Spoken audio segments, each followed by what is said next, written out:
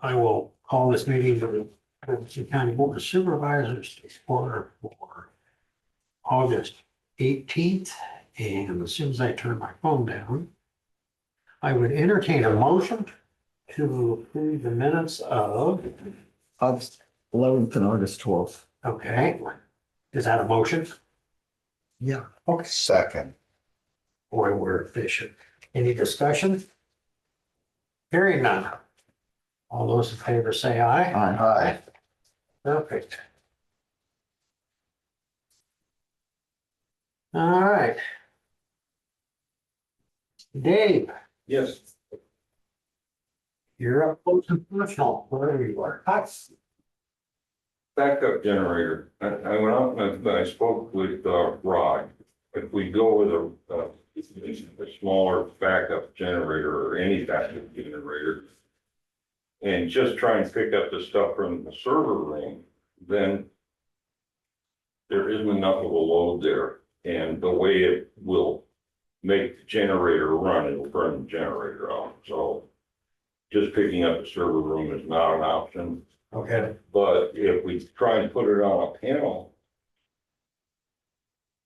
then it becomes a little bit too much. So the idea is to, what we're playing around with right now is pulling some of the power out of the panel, out of one of the panels down there. Like the one that would be on the west side in the area that where the old file room has the power going to mini splits.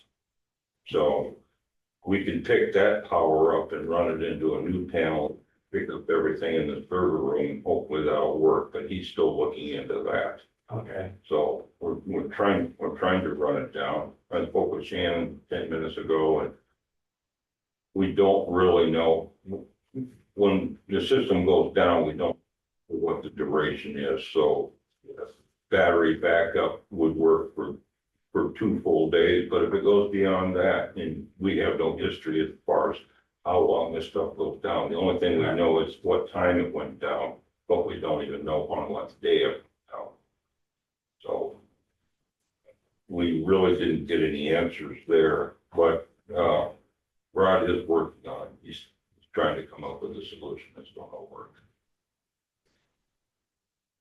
So you say we've got 48 hours of battery backup.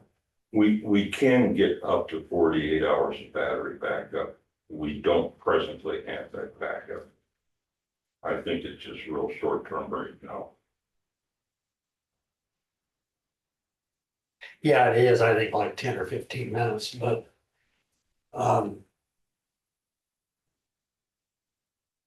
that also depends on the condition of the existing batteries, you know. right, yeah.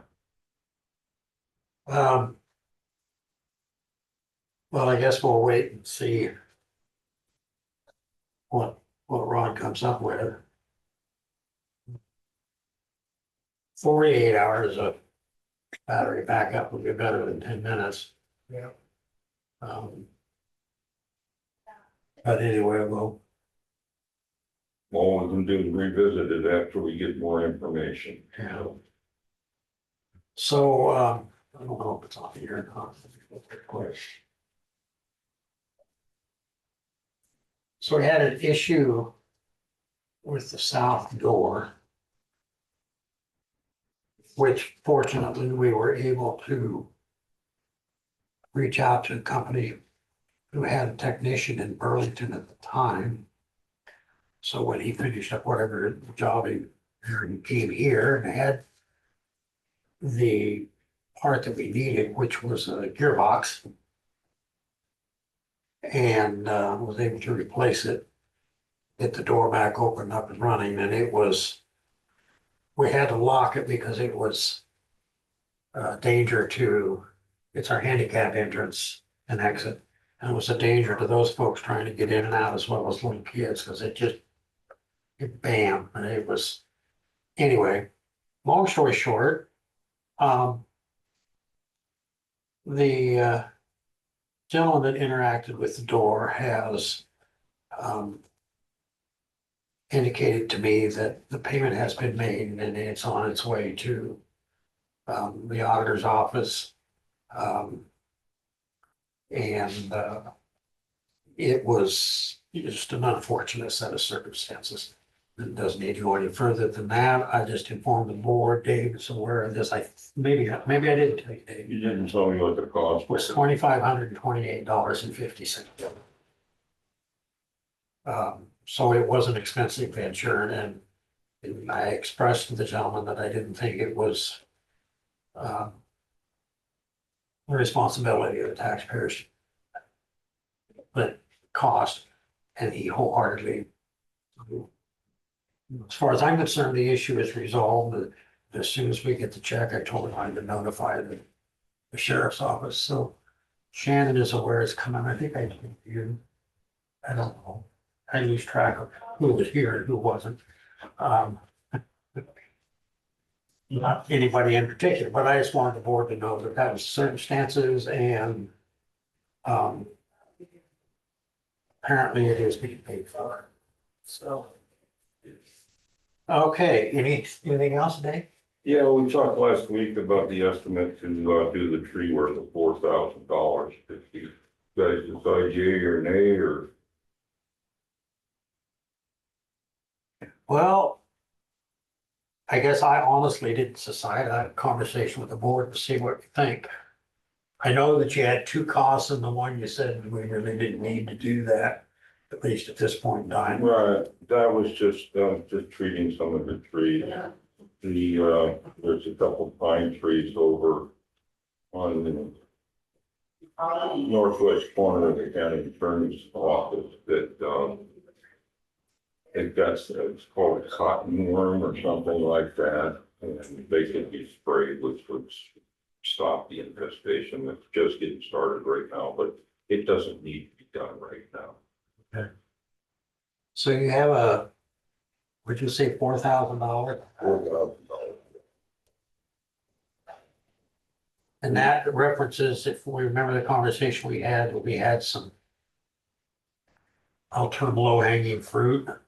One of the things that we needed to remove for safety reasons. Yeah, and we also have some dead branches that weren't, weren't an immediate problem, but they need to be tended to. This is all the trees around the courthouse complex and Yeah, county attorney's yeah, office. gonna have a look at everything, yes. Okay. How desperate do you think this is, Dave? You're the maintenance guy. It's something you're gonna have to do, and preferably when there's somebody here that even knows it needs to be done. A year from now, if I don't happen to be here, then. But it's something that's just gonna keep adding up, but it's also something that you're not gonna have to do again for a while. What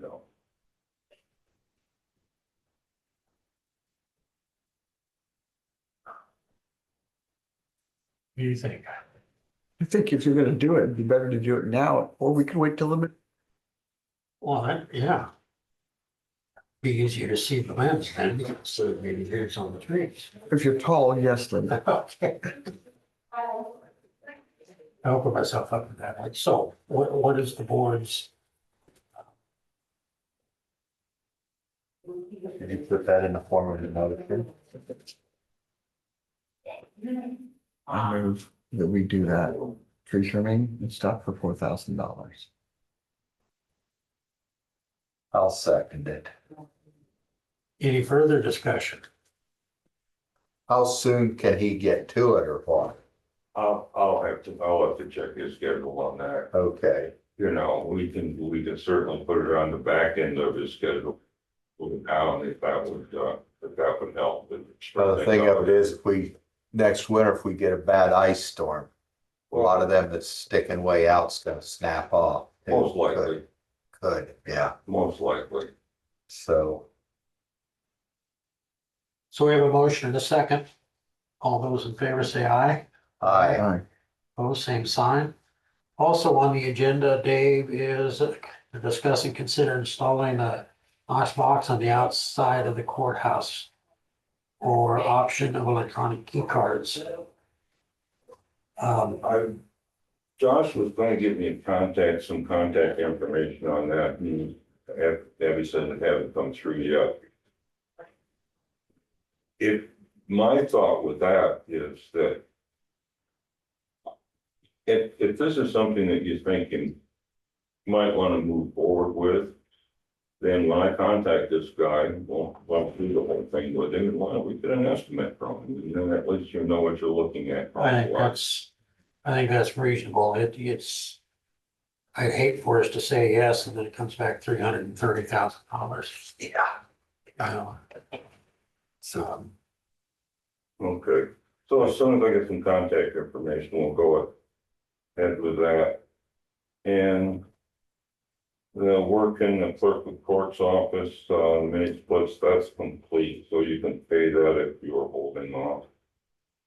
I don't know if we got an invoice for that yet or not.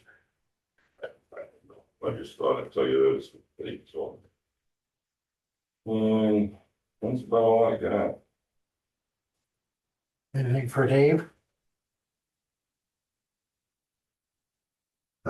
Me, Susie? Nope. So next on, excuse me. next on the agenda is discuss, consider appointment of supervisor for courthouse maintenance authorization. I was unaware, had a conversation with Shannon and I thought, yeah, we should, but my understanding is you are, I have been since Darren left, but if you want somebody else to do it, that's fine. that's, I just think we just need to have somebody. So, like the door. Correct, I was just thinking that. Yeah. So, So what's the job description? What do you do, Susie? well, it requires somebody with no hair. It's a good thing you didn't. Is that a hey, you're getting closer. Give me some time, I'm working on it. And Joe, it's as simple as you're around your house and your wife says, hey, this needs done.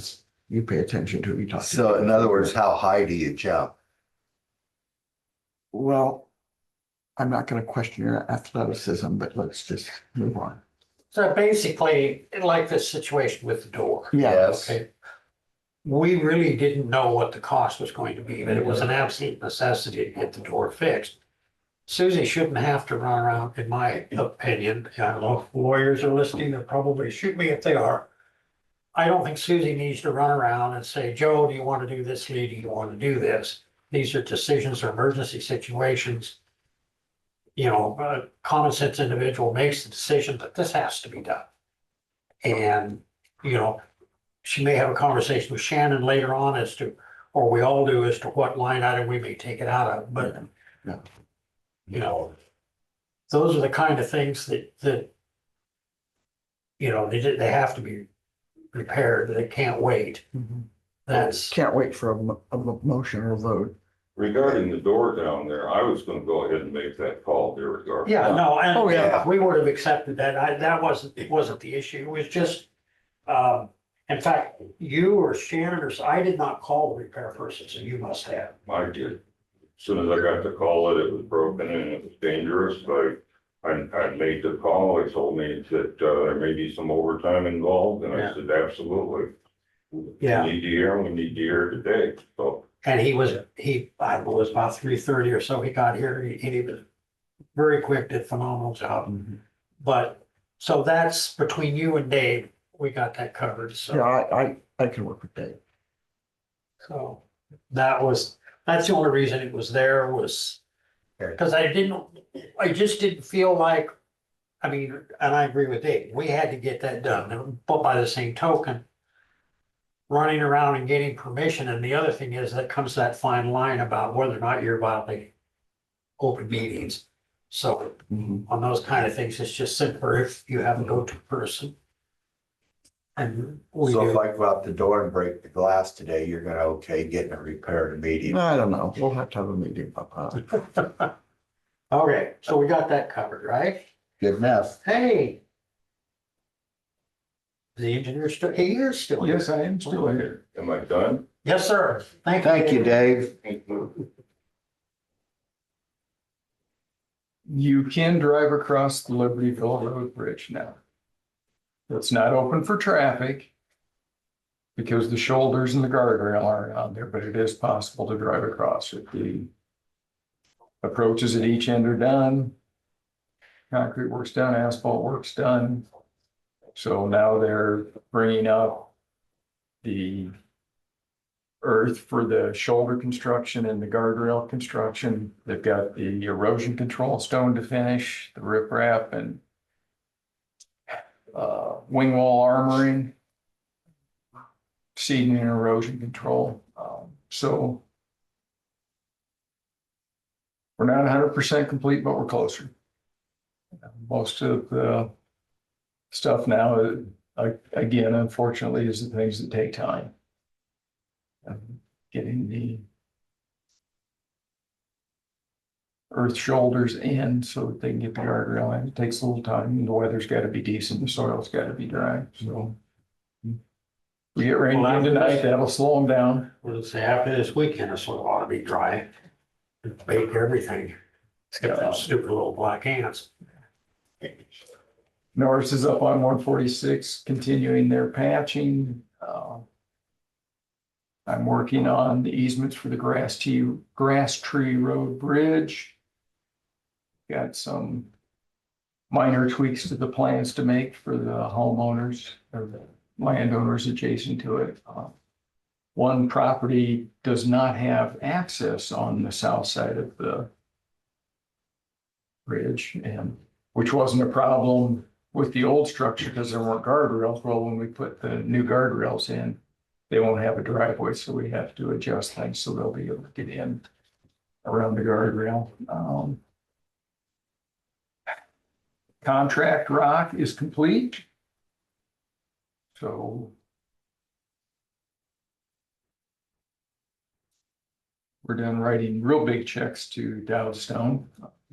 Well, we're not done. We've still got everything to finish up what they did the last week or so. Then we've got the crew out patching on Juniper between the quarry and Libertyville Road before we get that open to traffic. The west half of the county has been mowed.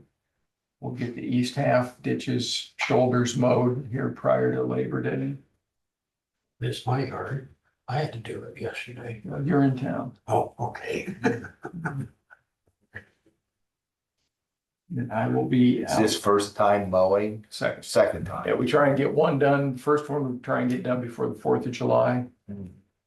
Then the second one before Labor Day. Okay. And then I'll be over at Ames tomorrow for a training. Other than that, plugging along.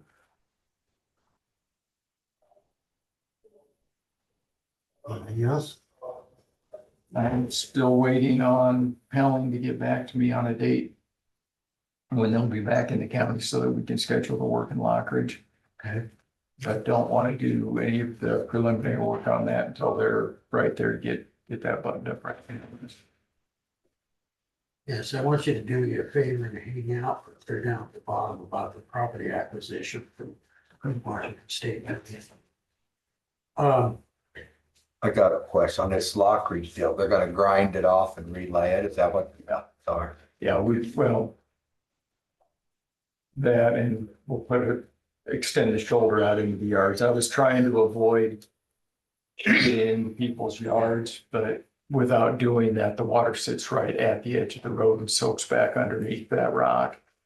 And that's what made that unstable situation where they ended up with all that rippling. Have you told them down there you're gonna cut into their yards? Yeah. Some?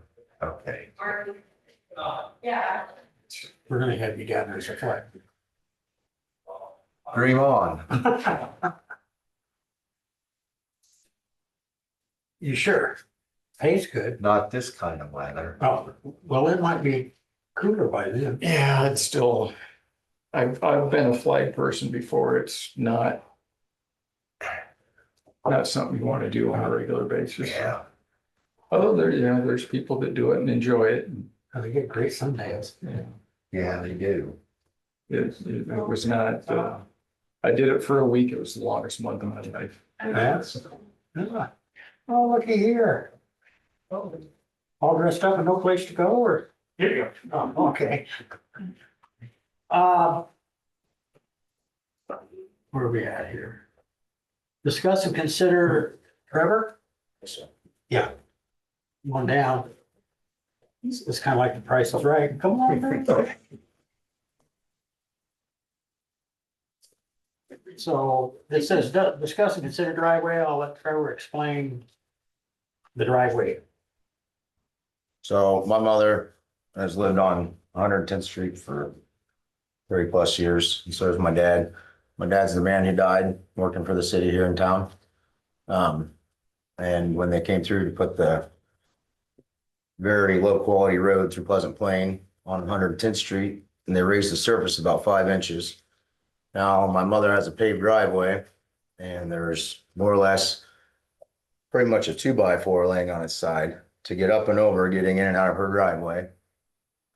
Pretty big hump. Called and talked to Dwayne about it. He was absolutely not going to fix it. Didn't care.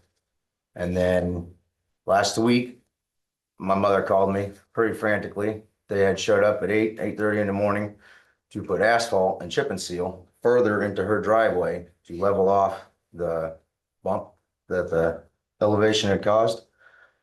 And it's just not a practical way to fix the driveway. As far as putting asphalt on top of concrete or chip and seal on top of concrete, it's damaged the driveway already. And I was hoping that we could take the last 6 feet out of the driveway and raise it and match the road surface. I talked to several other county engineers around the other counties, and they said that's something they would have done for a paved driveway. It's not a huge driveway. There's not even that much concrete really to pour, probably 4 yards maybe. So I mean, you're looking at a pretty minimal fix to keep the county happy. And just felt very disrespected. He probably doesn't know who my dad was, but my dad was pretty well known around Jefferson County, I think, and just a little irritated with the situation, I guess.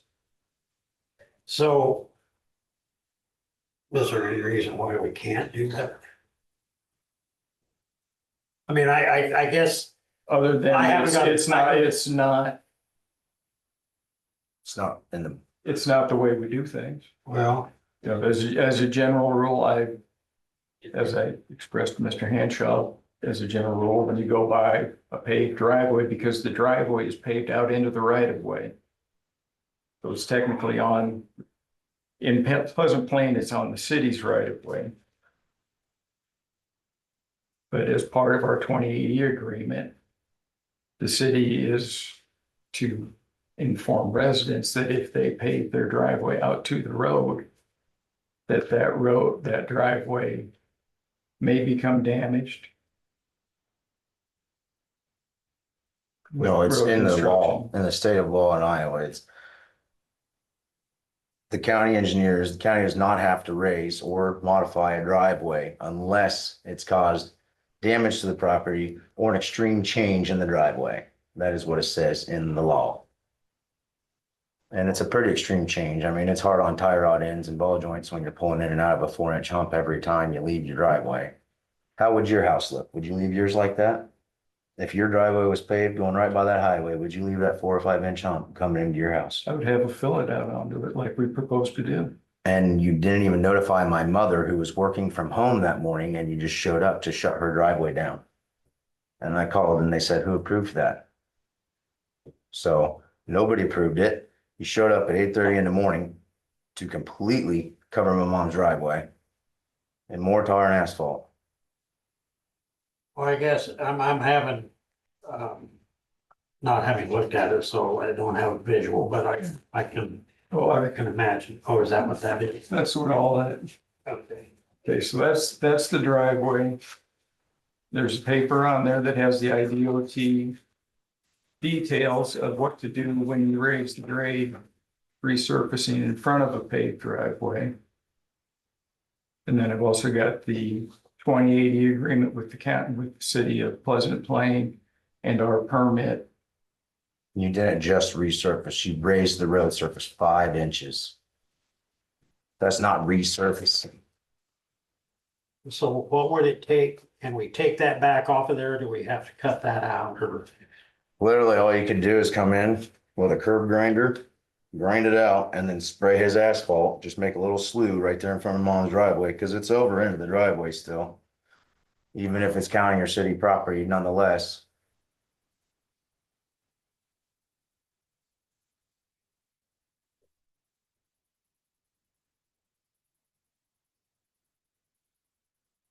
So I just want to make sure I'm clear. I have good pictures on my phone if everybody wanted to pass them around. There's 5, 6 inches of asphalt and rock at the top of the ditch. I mean, gobs of sand. I probably shoveled 1,200 pounds of sand out the end of my mother's driveway. I mean, it's Can we caused a get- lot of Can we damage. get back down to the concrete without ruining? it? No, No, because the concrete's already damaged from running the paver over it and, which is part of the process, but when all that sand was thrown around, it just chewed the heck out of the top surface of that driveway. So I went in and swept it, came back and swept it. And how wide are we talking About maybe 20 feet. this way? Yes, sir. And East and west, and then north and south, probably 6 feet, just enough to pitch it. And it's got rebar in it. It's not fiber concrete. It's not the mesh stuff.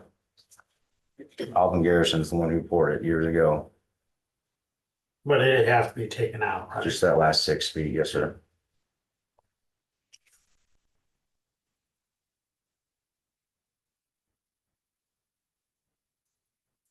If the county drops a mini excavator off, I'll remove the driveway for them. Um,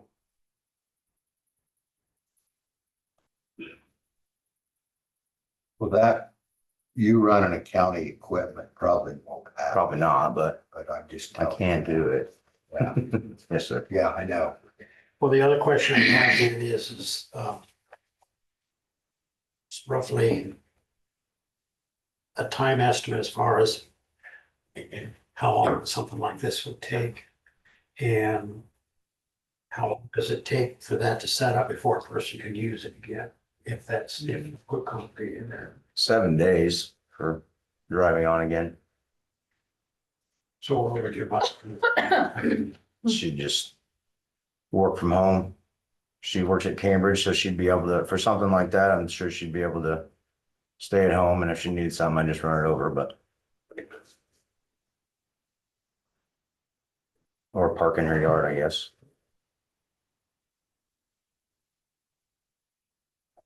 So what's the board think? Just for reference, I can understand the frustration, and I wouldn't necessarily be opposed to taking it out of there and redoing it. for the board's consideration, we will be overlaying Libertyville Road next year. We are going to have that same situation on every paved driveway on the road.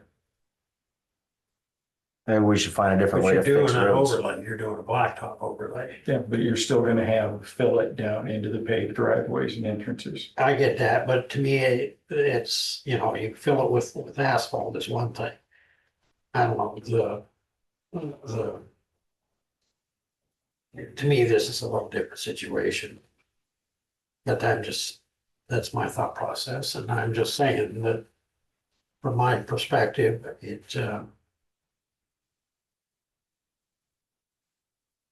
Well, I'm having trouble understanding why sand would have destroyed the cement.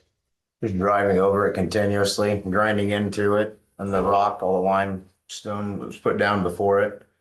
Chewed up the driveway as they were putting it down, and I went in several times and swept the rock back and shoveled the rock back, and the sand was just So would continuous it for have a been while. better if we'd have never repaired that road and just turned it back to gravel? I don't understand why it wasn't tore up and the material was reused with an asphalt grinder. It seems like there was a lot of money wasted. Money costs. But there was We're more trying money. to save money with the county, but we will have to raise taxes if we're gonna have to start doing stuff like that. The taxes were raised last year, weren't they? Not on the county side. No? Well, my thing with it is the I don't think the road was fixed the right way to begin with. I don't see putting 5 inches, 4 inches of hard rock on top of a hard surface.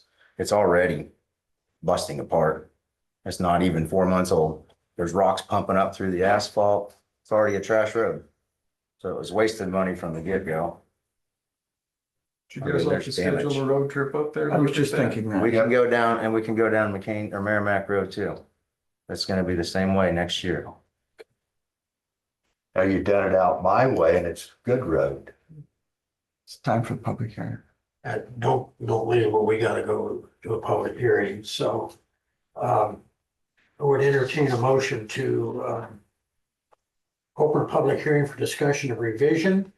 County ordinance chapter 6-50 to bring language and practice into agreement with our Department of Transportation. So moved. Second, Discussion? Hearing none, all those in favor say aye. Aye. aye. Wayne, you wanna enlighten us again? Yeah, Sorry. our county ordinance requires on asphalt overlays and new concrete paving to have rumble strip panels prior to stop sign. Regardless of the speed limit on the road or whether it's in a residential area or out in the county. The IDOT guidance on the rumble panels is that they are recommended only when the speed limit's 55 miles an hour and outside of towns. So I was requesting that we modify our ordinance to come into agreement with what the DOT requests. Then this is pertinent basically because of the Libertyville Road project as that project comes up to Hemlock there in Libertyville. Is there any public comment?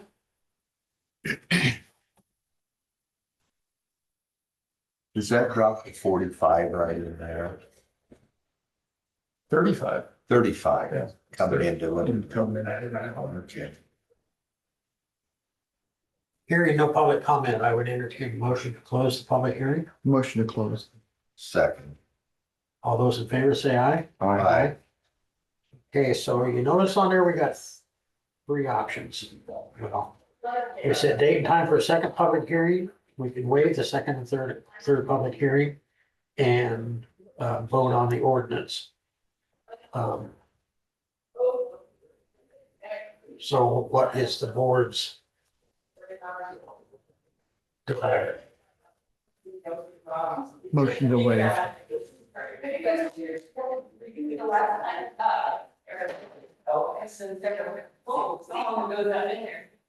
Sure.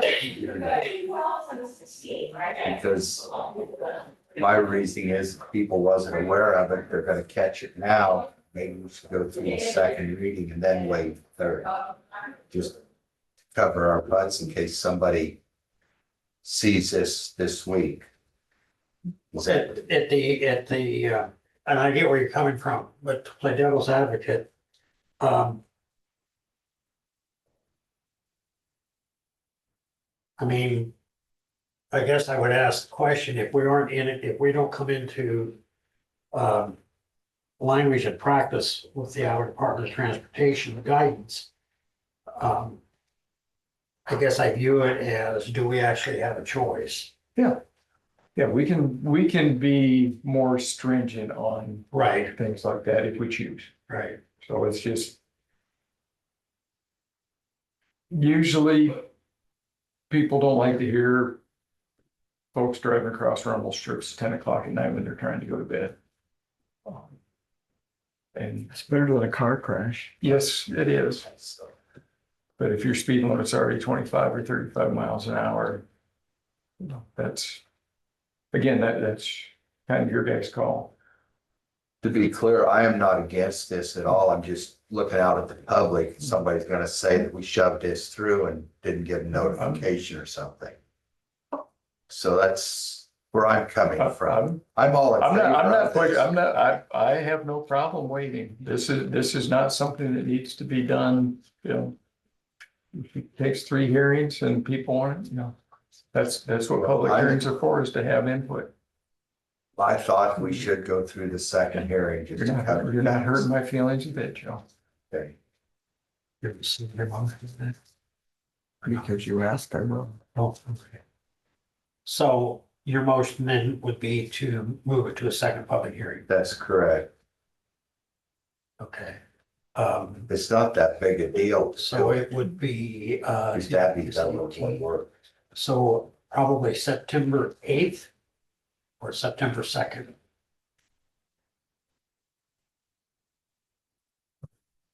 Oh, you gone for 10 days and you forgot. September 2nd is a Tuesday. Yeah, We're gonna have a meeting on Monday, is that Right. correct? That's Right. correct. Yeah. It's an election, let's go with the 8th, Uh, just in case your question of the election went to 8th. oh, well then let's do it on election day. No. Okay. Well, we might have to canvass the election. When would that be?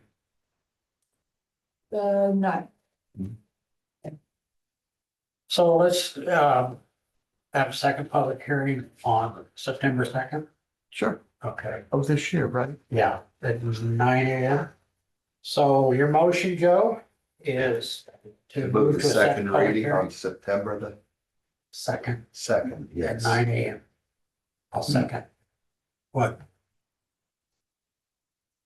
Oh, Oh, I okay. thought you meant with the 8th. Well, the 8th is the election and she, No, the second The is second was the election. election. The 8th, we might canvass. No, we will canvass. Okay. Right? The 9th. Ninth. That's right, you just told me that. I'm so sorry. is the second a problem.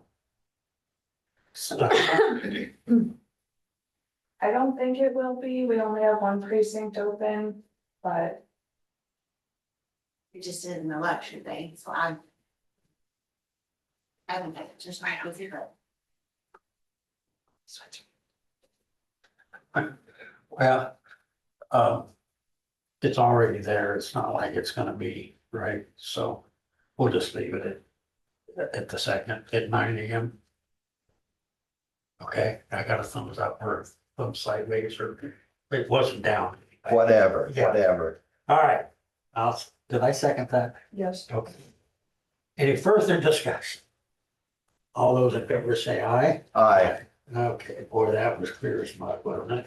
Okay, back up to Trevor and discuss, consider the driveway. Joe, you were speaking before I interrupted you.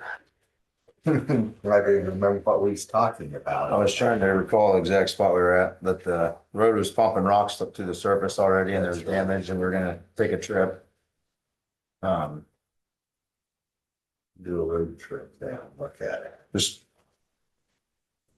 I understand that it's in the law, this and that, and if everybody had a paved driveway, then I could see not fixing it, but there's one on that entire 6 miles of road. And, I mean, we're talking probably under $1,500 in material. Well, I know concrete's 177 yard, or 177 a yard, but 4 yards, 5 yards of concrete and. Well, I'll be honest with you, Trevor, in regard to what you just said, and I get where you're coming from.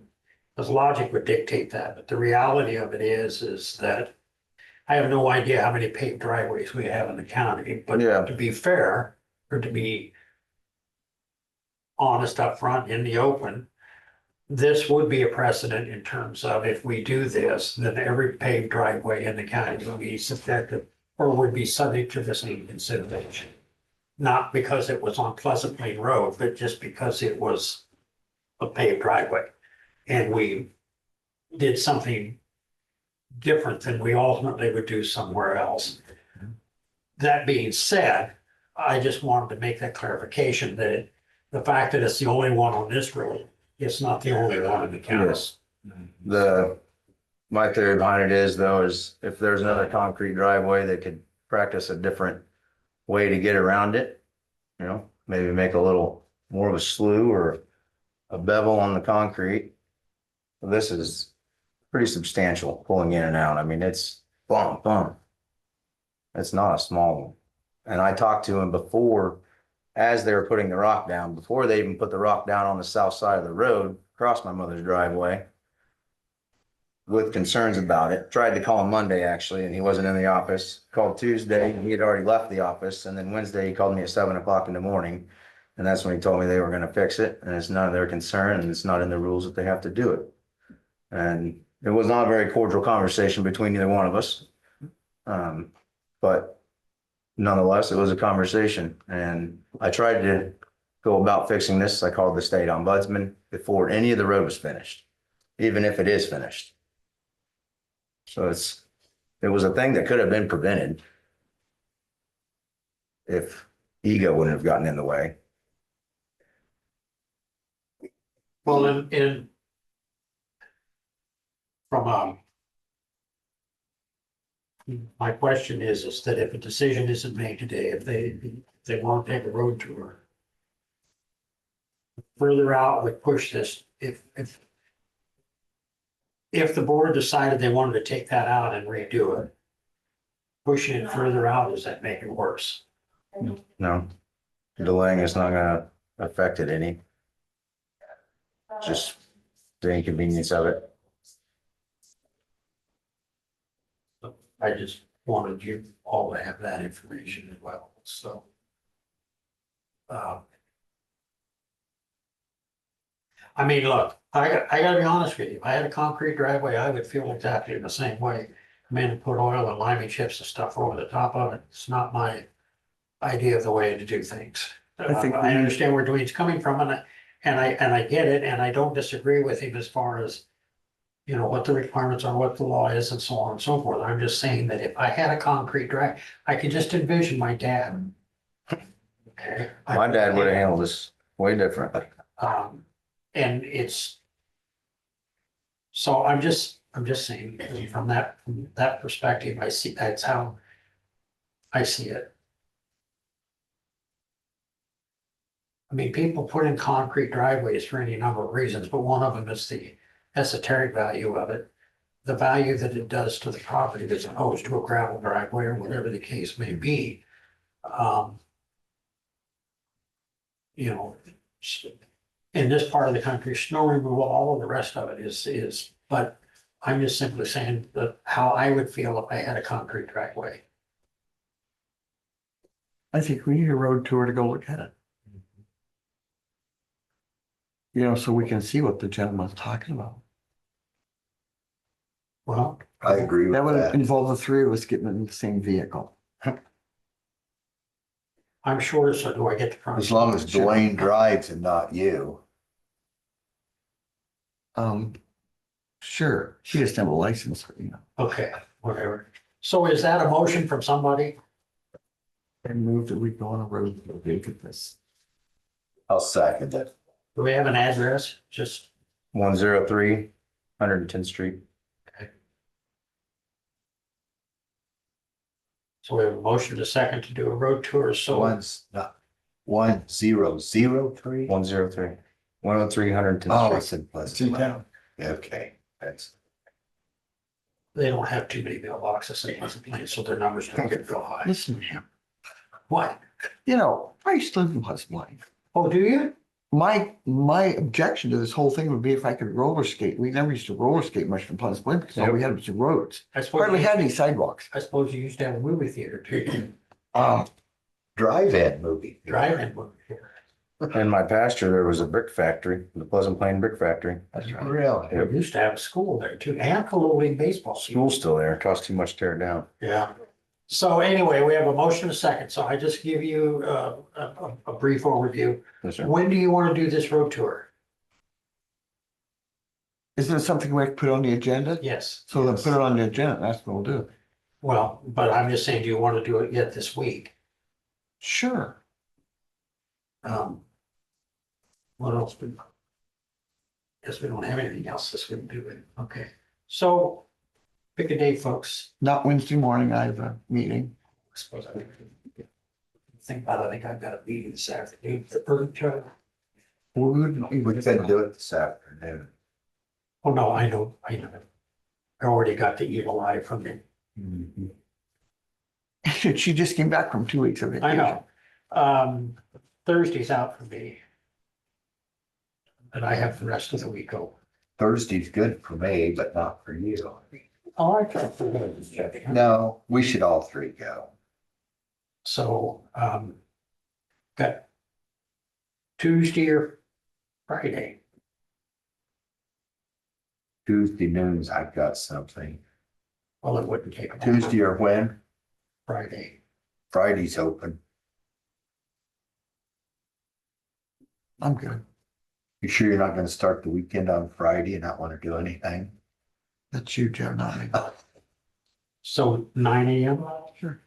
Or 7, Too whatever. late for you. I mean, I know you're busy, so I won't. Nope, Friday, Friday. 9. 9 a.m. works fine. Okay, we'll be here and go from here. Okay. I guess we could go out to the engineer's office if you make it easier on you and go from there. Makes it easier on who? On him. Yeah. Easier on me. I live out that way. I wouldn't have to drive. Oh, well, in far. that case, let's meet over at the high school. Yeah, really. So 9 AM we'll meet at the engineer's office. right. Is that okay? Yeah. Yep. On Friday. Okay, Friday the 22nd.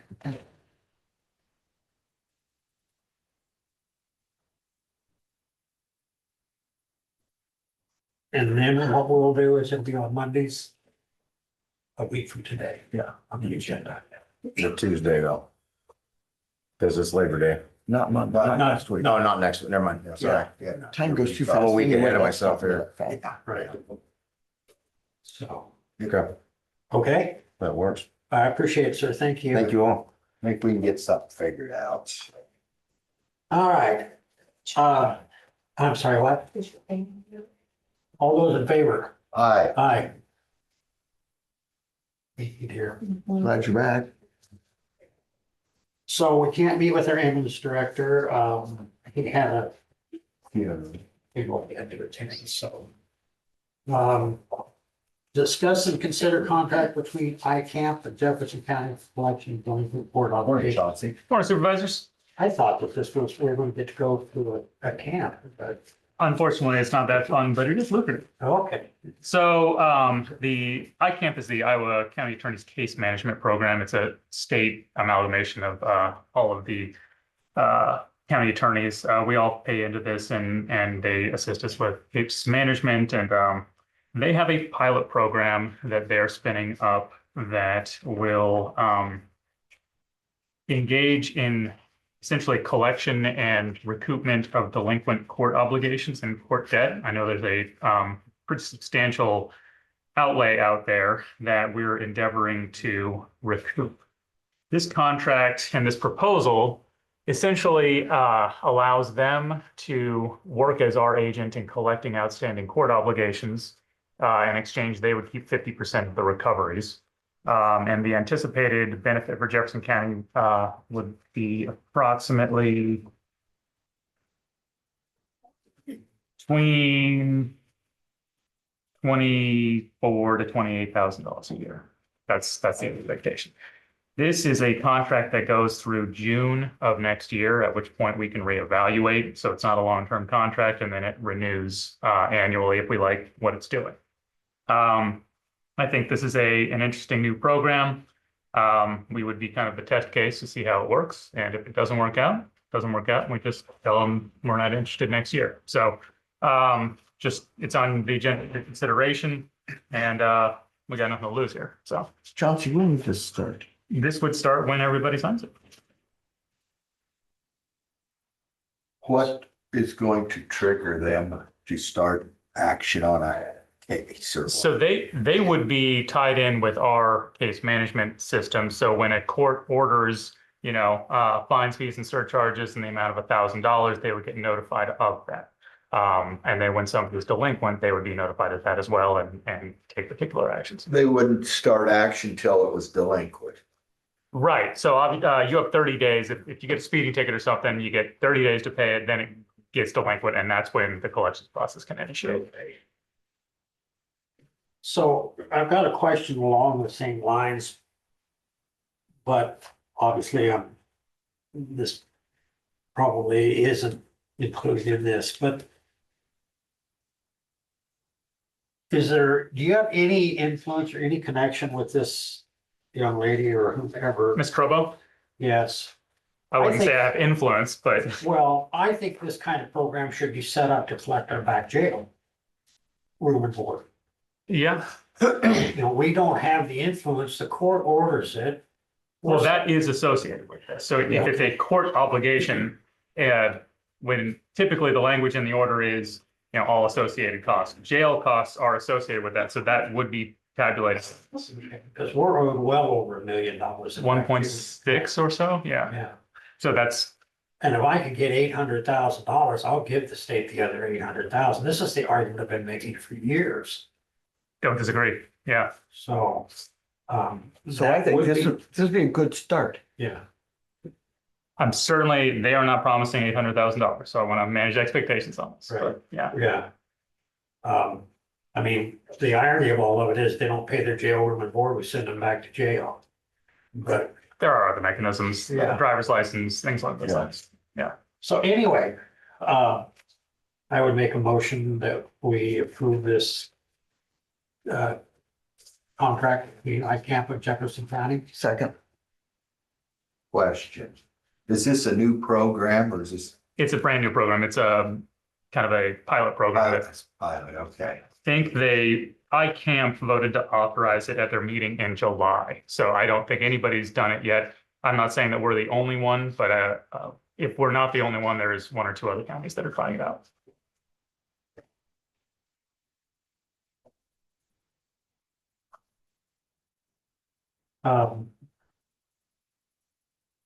This actually isn't correct.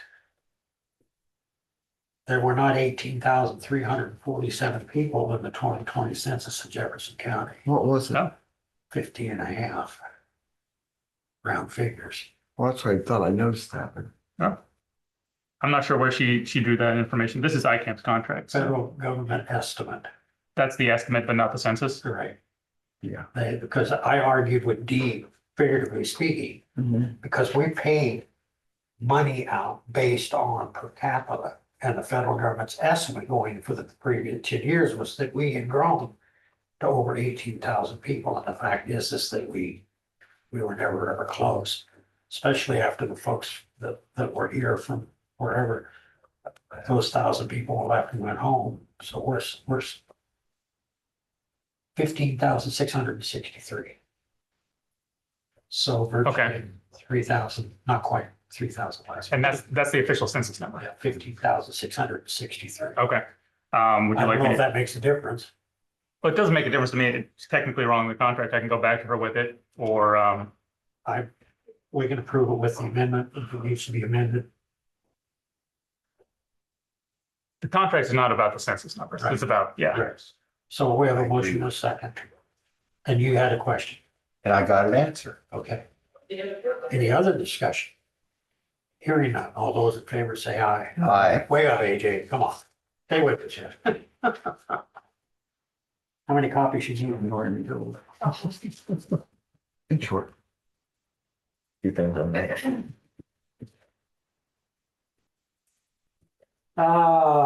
Discuss and consider spending up to $1,000 from opioid funds for teacher appreciation. Susie. Well, the teacher appreciation night is the 10th of September. Thanks, Ed. It's, I believe it's from 4 to 6, Mindy, is that correct? 4:30 to 6. 6. And essentially, the opioid group would like to have a table, and as the teachers walk around, we'd like to, do what everybody else does, give them things they might need or want in their teaching profession. Now, a lot of times it's as simple as a pen, Yeah. but I think we have to spend at least, maybe, am I correct?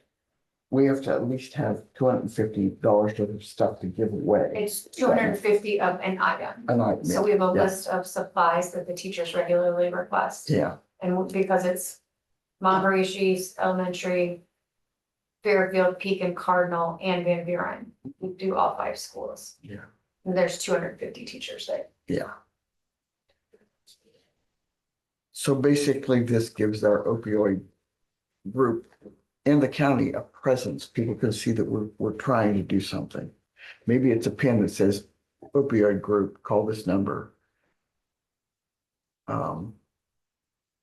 We also talked about a lot of other things, but this is what's on the agenda today. Of that, it's $50 to have the table. If you don't want to pay for that, I'll pay for that if you just give us some money to. I think you Buy sent some an items. invoice on that already, and I forwarded it to you for $50, didn't I?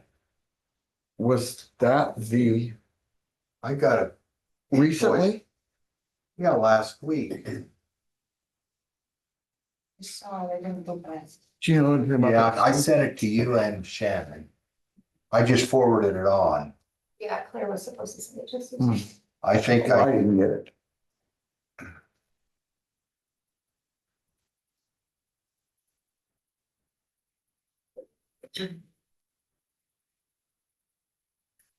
And I don't know if the board has been to prior teacher appreciation nights. It's very well received, great visibility, and the teachers get stuff to use in their classrooms. Whether it's a pen or an eraser or tablet or whatever.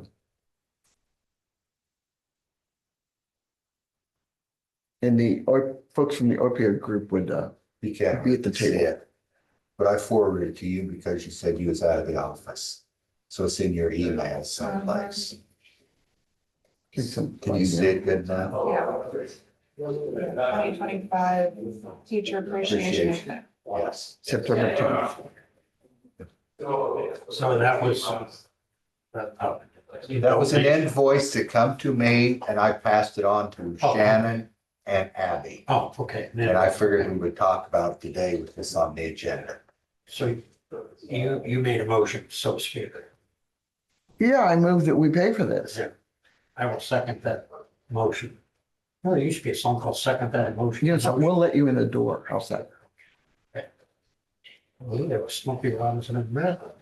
So. So does the supervisors have a booth over there? Is it the opioid? It's the opioid group booth. Obviously, the supervisor can come And and this is sit. going to be over here. Correct. On the 20th. On the 10th. Yes. You can show up to the 22, Joe, if you want. But it's on the 10th. All right, so we have a motion and a second, and we've determined that it's on the 10th, not the 20th. Of September this year. Well, I do have it Do down. you have a time just for Joe's sake? 4th. 4:30. So that would be after school's out. But before the football game. You can have to set up your booth anytime after noon. Wednesday's not football day.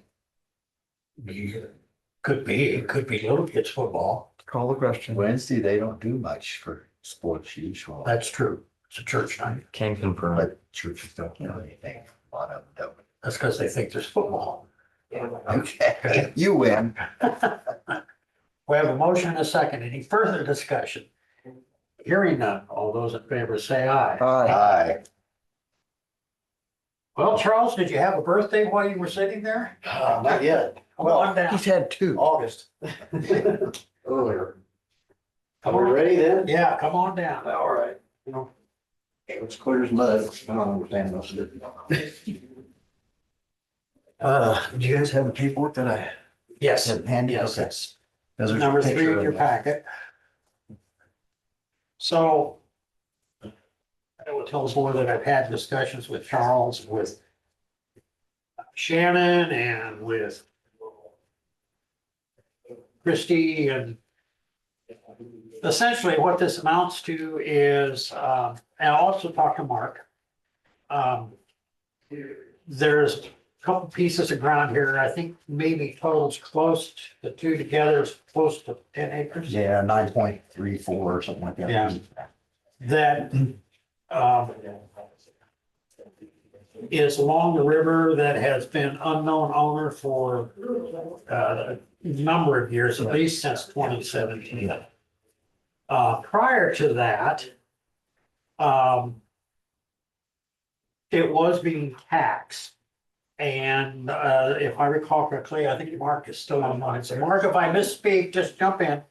But at some point, Mark and Steve got together and said, hey, this is kind of stupid. because there's nobody out there, we don't know who to. And so basically, in conversation then previously, you. Okay. All right. Previously, you acquired the ground through quietly, yeah. And you worked with the auditor's office on that. Yeah, I had a legal group handling Yeah. that. I don't, wherever they went. So what? There was, Go ahead. when it came up, to move everything, they had found that from 2011 to 2013, those two parcels had, everything else had been abated, but those two parcels had bills for those years. And fines. And basically, since they weren't claimed by it again, then we're requesting that they were, those fees were negated. You know, nobody actually owned the land at that point. We just received it this year. And so, From here on out, obviously, it'll be taxed, Right. you know. and in the conversation I had with Charles, I said, well, this is the only way I know how to go through this, to make it an official part of the record. And again, now it's gonna be on the tax rolls, it'll be rolled into his, I think you're gonna roll it into your, that full parcel. Yeah, it was rolled in and then, and that's a different issue. Right. We decided to sell that part of the farm. Oh, okay. Part down there, but we were trying to clean this up. You know, Yeah, because like I said, there's nobody belong, we've taken care of it for better than 30+ years. My great grandfather owned it. And trust me, there's a lot of trash that washes up there, so. Yeah. So It's if some you- labor involved. if you look at that parcel number 00001, and then you kind of see an outline in your photograph there, that is the ground that we're talking about, that it follows the river, yeah. You guys all have, I have a color. Yeah. It might be a little Zero easier. just looks like. There, yeah. It's a little colored section on there, right? So what we're asking here is just to abate those taxes from back in 2011. Again, like I say, we haven't been taxing it for a number of years for obvious reasons. This will go back on the tax rolls. And if Charles hadn't done anything, it is set out there and nothing would ever come of it, but at least this way we'll get a few bucks a year out of it. Of course, if they attach it to the bigger parcel, that'll. That still gains acres. for- Yeah. Hey, Lee, Hello. can I interrupt you for a second? Sure. So we looked at this a few years back when Mike Brown was in the county attorney's office. There are 30 some of these parcels within the county. And we had been trying to figure out a way to do exactly this, to get it more than likely to the owners that abut the river because they're the ones that are using it, and trying to figure out how to get it back on the tax rolls. This sounds like we finally found a solution to the problem that we had. Hopefully this will create kind of a domino effect where the other owners along Skunk River can maybe follow suit and get these back on the tax rolls. So, Yeah. yeah, this is something that's been in the works for a while. I'm just glad that somebody finally figured out how to maybe do it legally. Yeah, I agree with you, Mark. It makes a ton of sense to start collecting our $1,235 again. So, I would make a motion to, what does it say on here, to abate those taxes on. They do have parcel numbers. Yeah, you want me to read them off? Yeah, would you please? It's attached, but it's parcel number, first one is 0412100005. And the other one is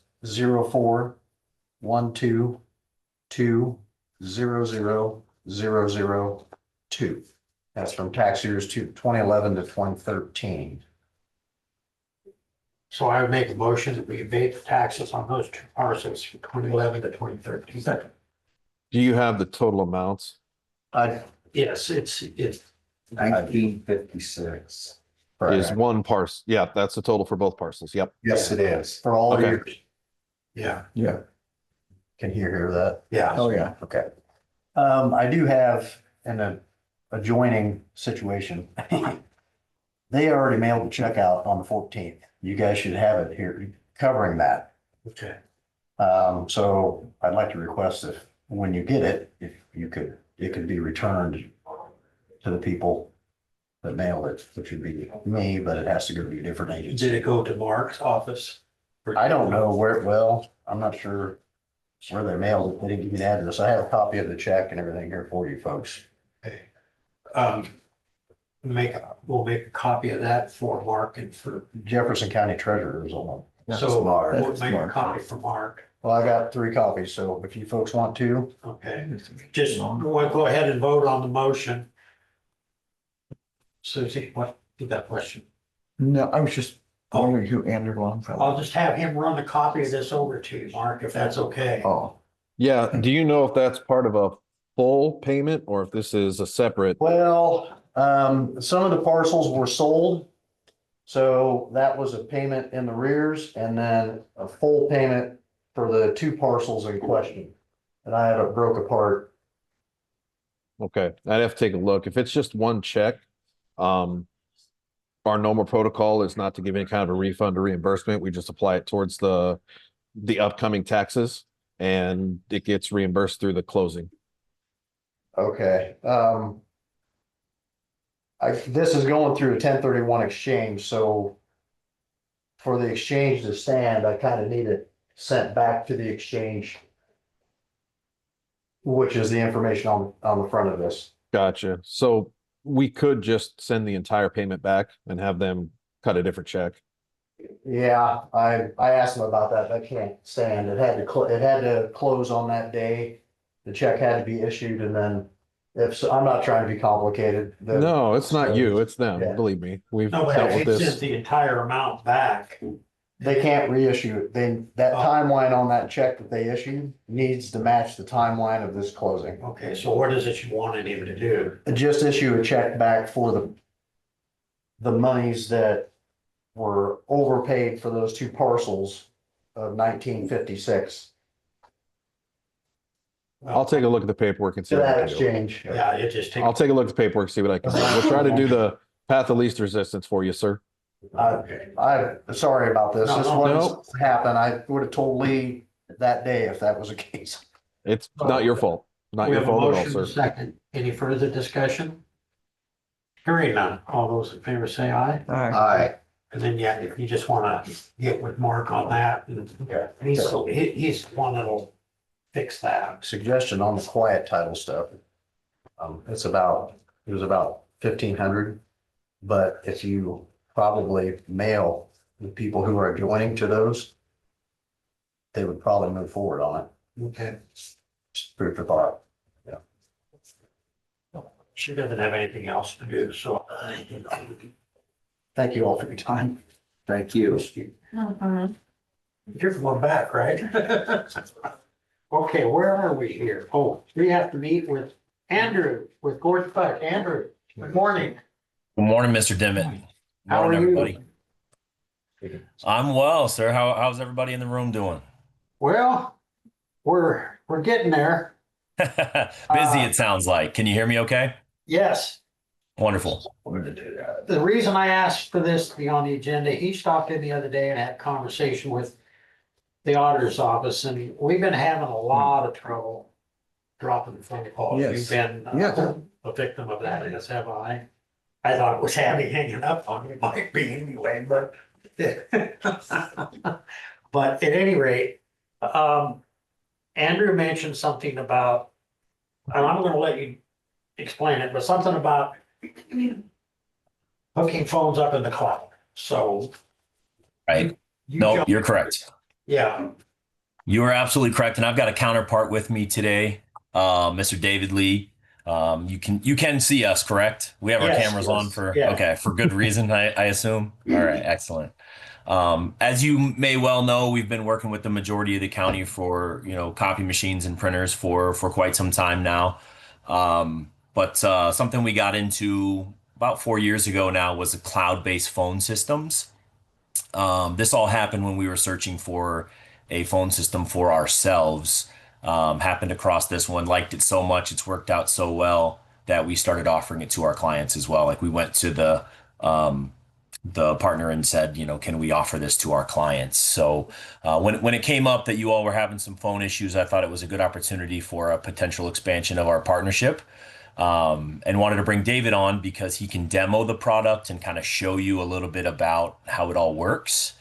A little better than I can, right? I'm the one that knows enough to be dangerous.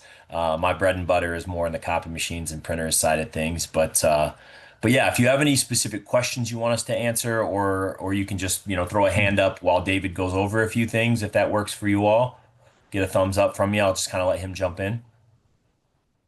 Yeah, go for it. All All right, right. sounds good. I'll let David take the wheel here. Thank you, Andrew. All right, hi, I'm David. Can you hear me okay? Everything coming through? Yeah, just fine, thank you. Okay, good. I am going to share my screen here in a bit, but before that, like we said, this is a cloud-based solution. So there's no hardware in a closet down the hall or anything like that. We're not sending you any boxes, any kind of switches with this solution. The only hardware you're going to have with it is pretty much the desk phone. Everything kind of piggybacks off of your internet connection.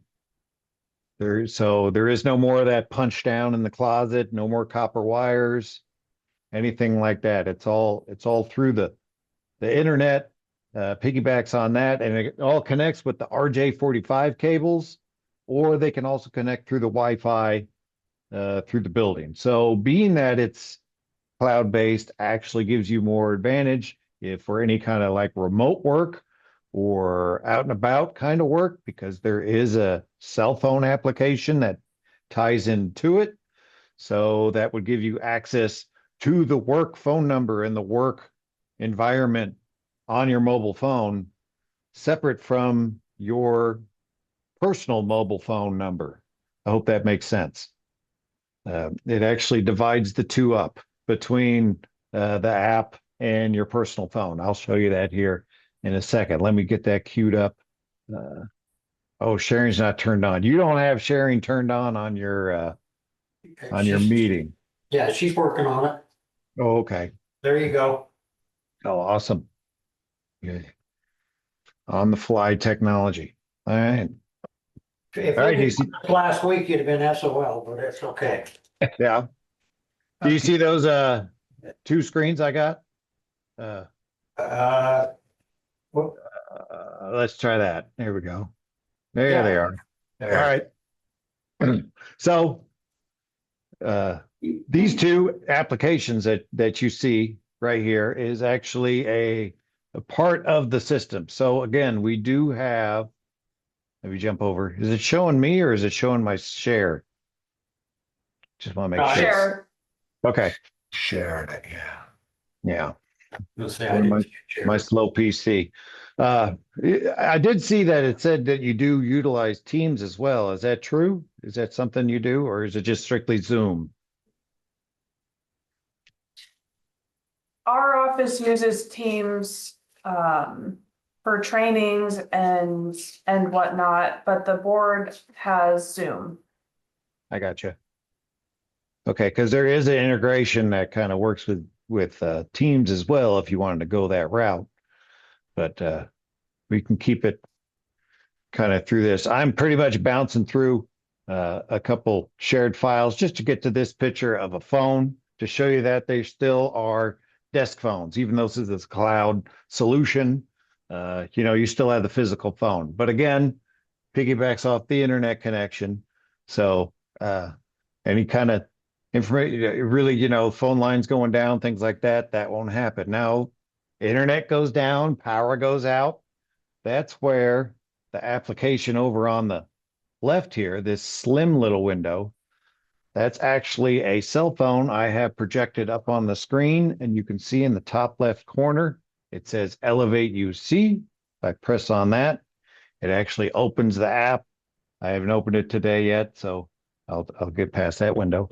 But there you go. You can now see that I'm in my work account. I'm in that you saw all these contacts here. I'm in this work environment now. So now I'm using the phone number that's associated with my work account instead of using my personal cell phone. Because back again, if I close this and I go back to using my normal cell phone, that's my cell number that I pay for, T-Mobile, Verizon, whatever I have. But once I open this, I am using the data side of my phone, and it's going to be tied to either maybe I have it tied to the main number as my caller ID, so people see that as I call out, or maybe it's my actual desk phone number that they're seeing, or if they're calling in, I can actually have it forwarded through. If maybe my desk phone rings 4 or 5 times, if I'm not there, it'll actually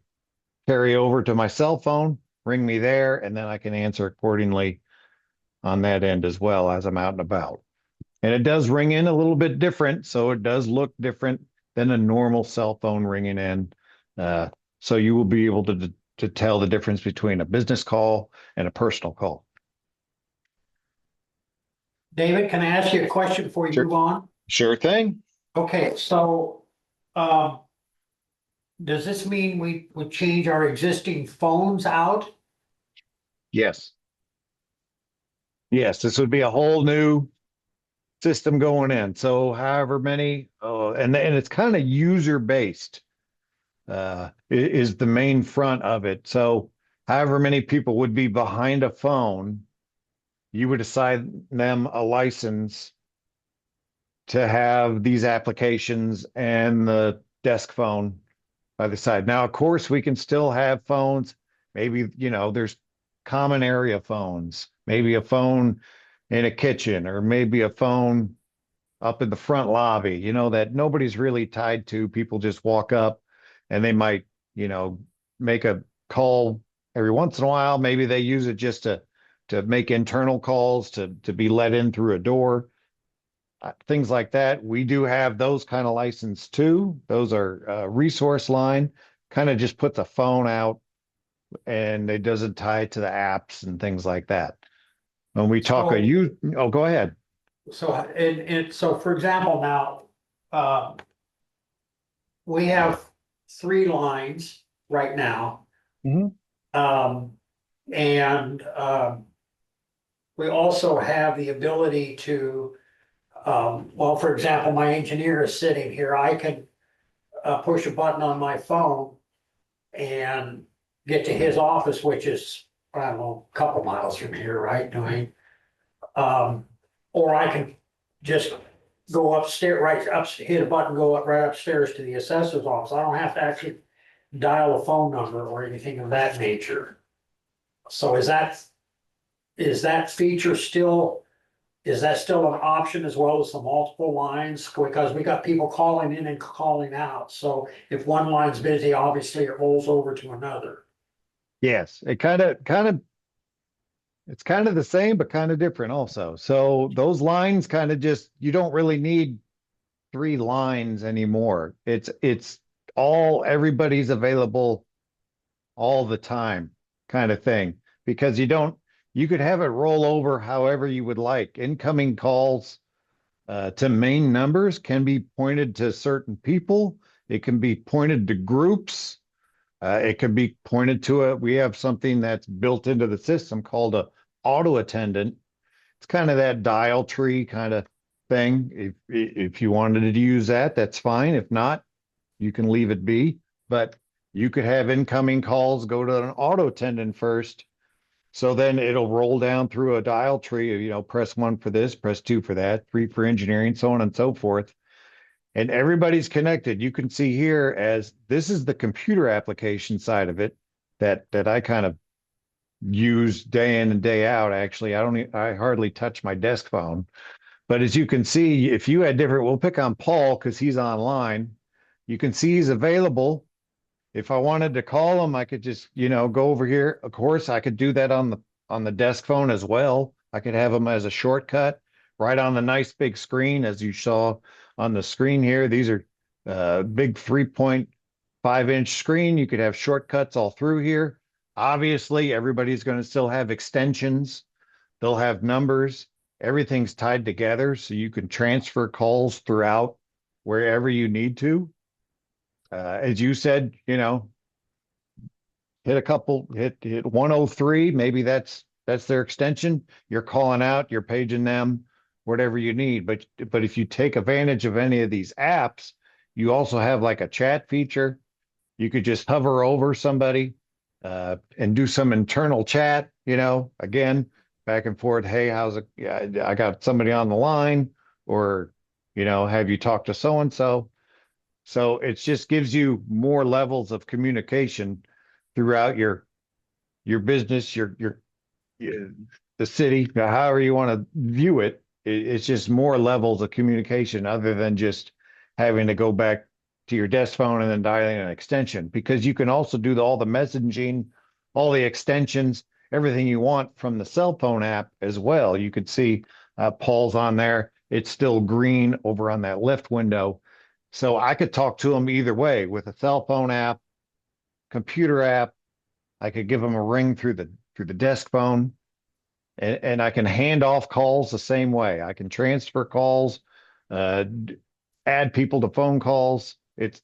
They're all connected.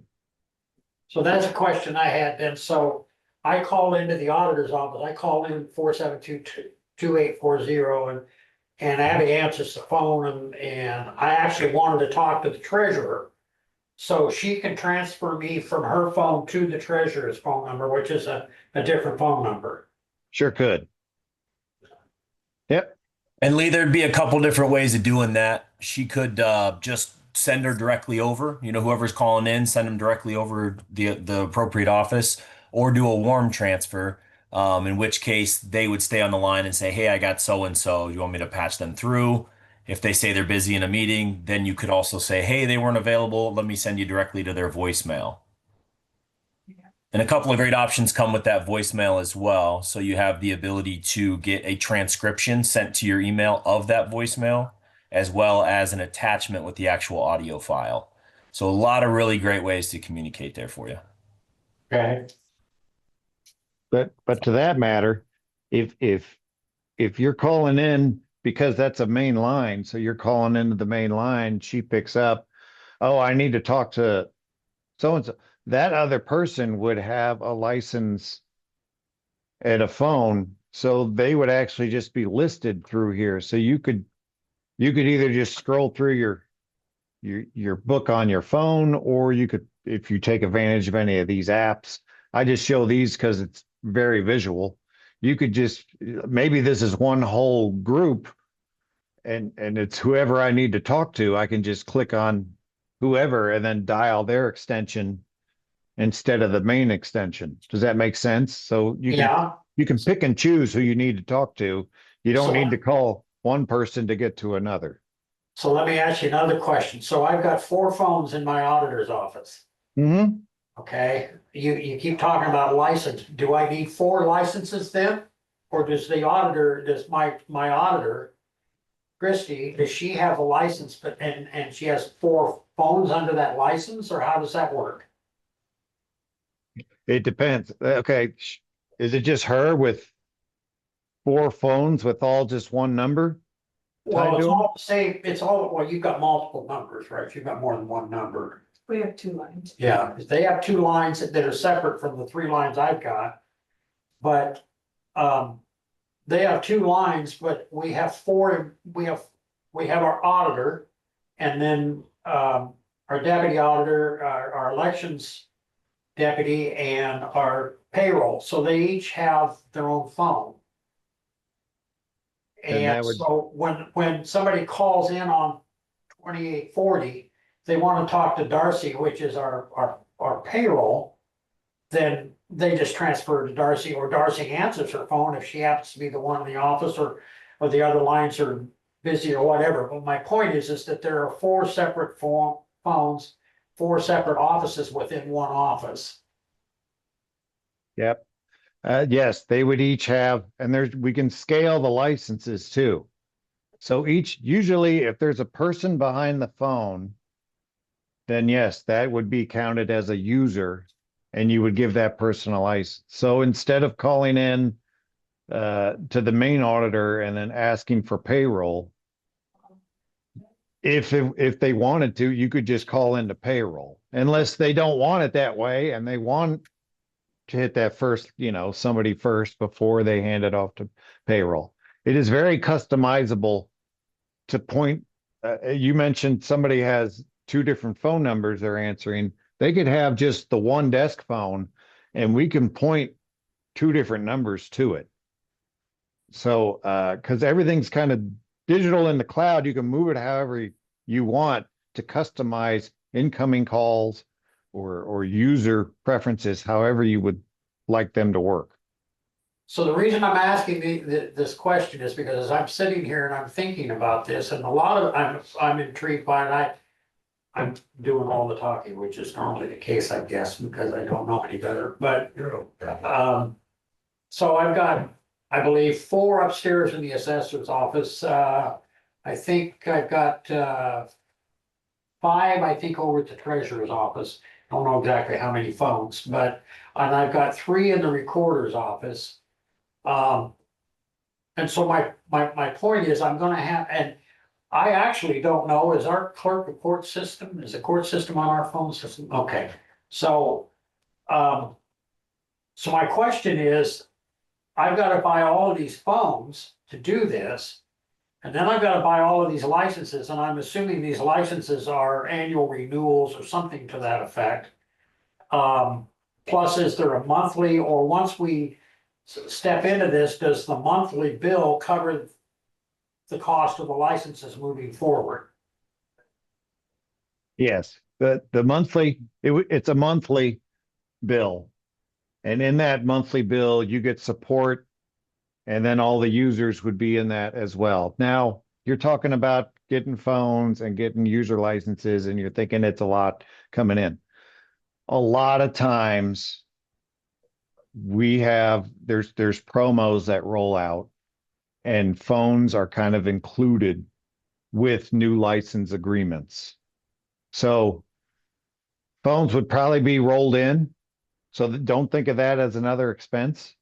Okay, So just think of the user licenses. And when we're talking user licenses, it's not hundreds of dollars per person either. So, and the way you describe things, 4 phones here, 5 phones here, 3 phones here. But are there 4 people in that office? Are there 5 people in this office? And are there 3 people? And you really got to define on who's a user and if they're tied to a phone, or if it's just an extra phone in a room, because there's a price difference between the 2. Does that and make sense? all our folks are tied to a phone. Okay, so when you're saying 4 phones, 5 phones, 3 phones. Yeah, So like a And minimum you'd say, of 21. go ahead, sorry. I was saying it's like a minimum of 21 users. Gotcha. I saw Mark put in the chat, he has 7 phones there. I don't know if you guys saw that or not. Mhm. Mark has 7 phones in your treasurer's office. oh, okay, thanks, Mark. And we've got the Veterans Affairs office across the way, and so. Oh, okay, so, Is there one in the lobby or well, we can leave that as it is. leave it as it is? We leave the elevator as too, because we've got Dave, is that included in the 21? Okay. So right now, we're looking, and the auditor's office would be the go-to location as far as that part of it goes, but, so at least roughly 21 phone/users. Okay. And then, we can keep phone numbers too, just for an idea of how many actual public numbers you would want to keep and bring over to this solution. You know how it's like switching from Verizon to T-Mobile. You want to keep your phone number, right? Yeah, So, okay. How many phone numbers do you think are actually that you'd want to keep and bring over? Right, that are published to the public and they're actually calling the VA specifically or the auditor or so on. Right. Not your internal like direct dial, like transfer lines, but your actual published to the public phone numbers. And that doesn't have to be something we figure out today either. Sure. But since we were getting down that line with that, formal questioning, we thought we might as well throw it out there. So. I can speak for our office that we have 2 lines. I don't know what the other offices have. Treasurer has 2. Treasurer has 2 lines. So you can call, I got 3 lines here, but I Mark. don't know if it's all the same number per se. So if Joe's on line 1 talking to somebody and you're on line 2, I can still call out on line 3. Or receive a And- call. And kind of to David's point earlier with the user stuff, there's never going to be an inability to call out based on your amount of lines or receive calls due to the cloud-based nature of the system. Like one user can be tied to 5 devices. So you're talking phones, applications, computers. And because of that, and because of the cloud, again, the cloud-based nature, just have the ability to not worry about ever having a busy tone or not being able to call out, right? Yeah. So we don't, the other thing is we don't tie this to a specific person by name. It's just a user. Is that correct? No, we'd want to tie it to a specific person or maybe a position if you would rather utilize a position, because those things can change over time. Right. That's where I was going with that. So we would utilize Sure. the position. So like let's take Amber Williams, for example, like who splits time between 2 offices, right? The auditor's office and the board of supervisors office, or sorry, my head just got twisted. I'm sorry. That's disregard the entire thing I just said. I was utilizing another example, but there's a client of mine that does utilize multiple positions. So they could pick up their phone and take it to their other office and physically use that phone. That's how simple the system is. Does that make sense? Right. Where I was going with it is elected officials. Okay. I would rather tie it to a position as opposed to a specific individual. Right. So then if Because- that elected official changed, then you would go from the administrator access and the phone system, which we could help you with that, or you could have a person on your end that is knowledgeable as well, would just take away the access of one person and give it to another. So it's not like you have to change anything else. They would just get like a login. They would log into that from the new elected official. Does that make sense? Yeah, so let's, because we got other items on the agenda here, Andrew, so we gotta move forward, but let's cut to the chase. I suppose we're gonna have to have somebody come in and kind of look and talk to somebody that's, whether it's our auditor and our treasurer and our recorder and everything that they have and what they need. Yes, sir. And then the initial get in cost and then the monthly cost, because we're paying about, I think about $640 a month now, roughly, for everything. But that also includes our internet, if I'm not mistaken. I'd have to ask Ray that question. Because our phones are, the company that we currently have our phones through also does our internet. So, and I'm not saying that can't change, but by the same token, we are, to be blunt, we have to have a system that works. We can't have people being dropped and in conversations. It makes absolutely no sense, but we also have to be cognizant of what the cost is, because the state has put a stranglehold on counties statewide. So we have to look at it from that context as well. So Yes, sir. what I'm asking, Andrew, is that if you can come in, or Dave, either one or both of you, and kind of do an assessment and give us at the very least some kind of ballpark what we're looking at and what would be involved in making the transition? And how long would that transition take? In other words, what kind of interruption would take place between us and our residents that are wanting to do business? Sure, sure. Yep, so that would be me. I would come out and kind of walk through, talk to each office, figure out, the amount of users, what type of features they would be utilizing from the system. Like David mentioned, it is multifaceted, so it doesn't have to be the same for each user. Like somebody in an office may be just answering the phone. Another person may want to utilize the app to take it on the road with them, or if you have any county cell phones that people are carrying around with them, things of that nature. So I would come through and do that assessment for you. That doesn't cost you anything at all. Then David and I would work together in the background to get the pricing together for you based on the amount of users, the features you were going to utilize, and stuff like that. So again, like David mentioned, you're not looking at some big upfront cost for refreshing all of the technology in some phone closet somewhere. This is all just the only hardware you're looking at is those phones, and with current promotions, those are going to be free. You aren't subject to sales tax, so no issues with that there either.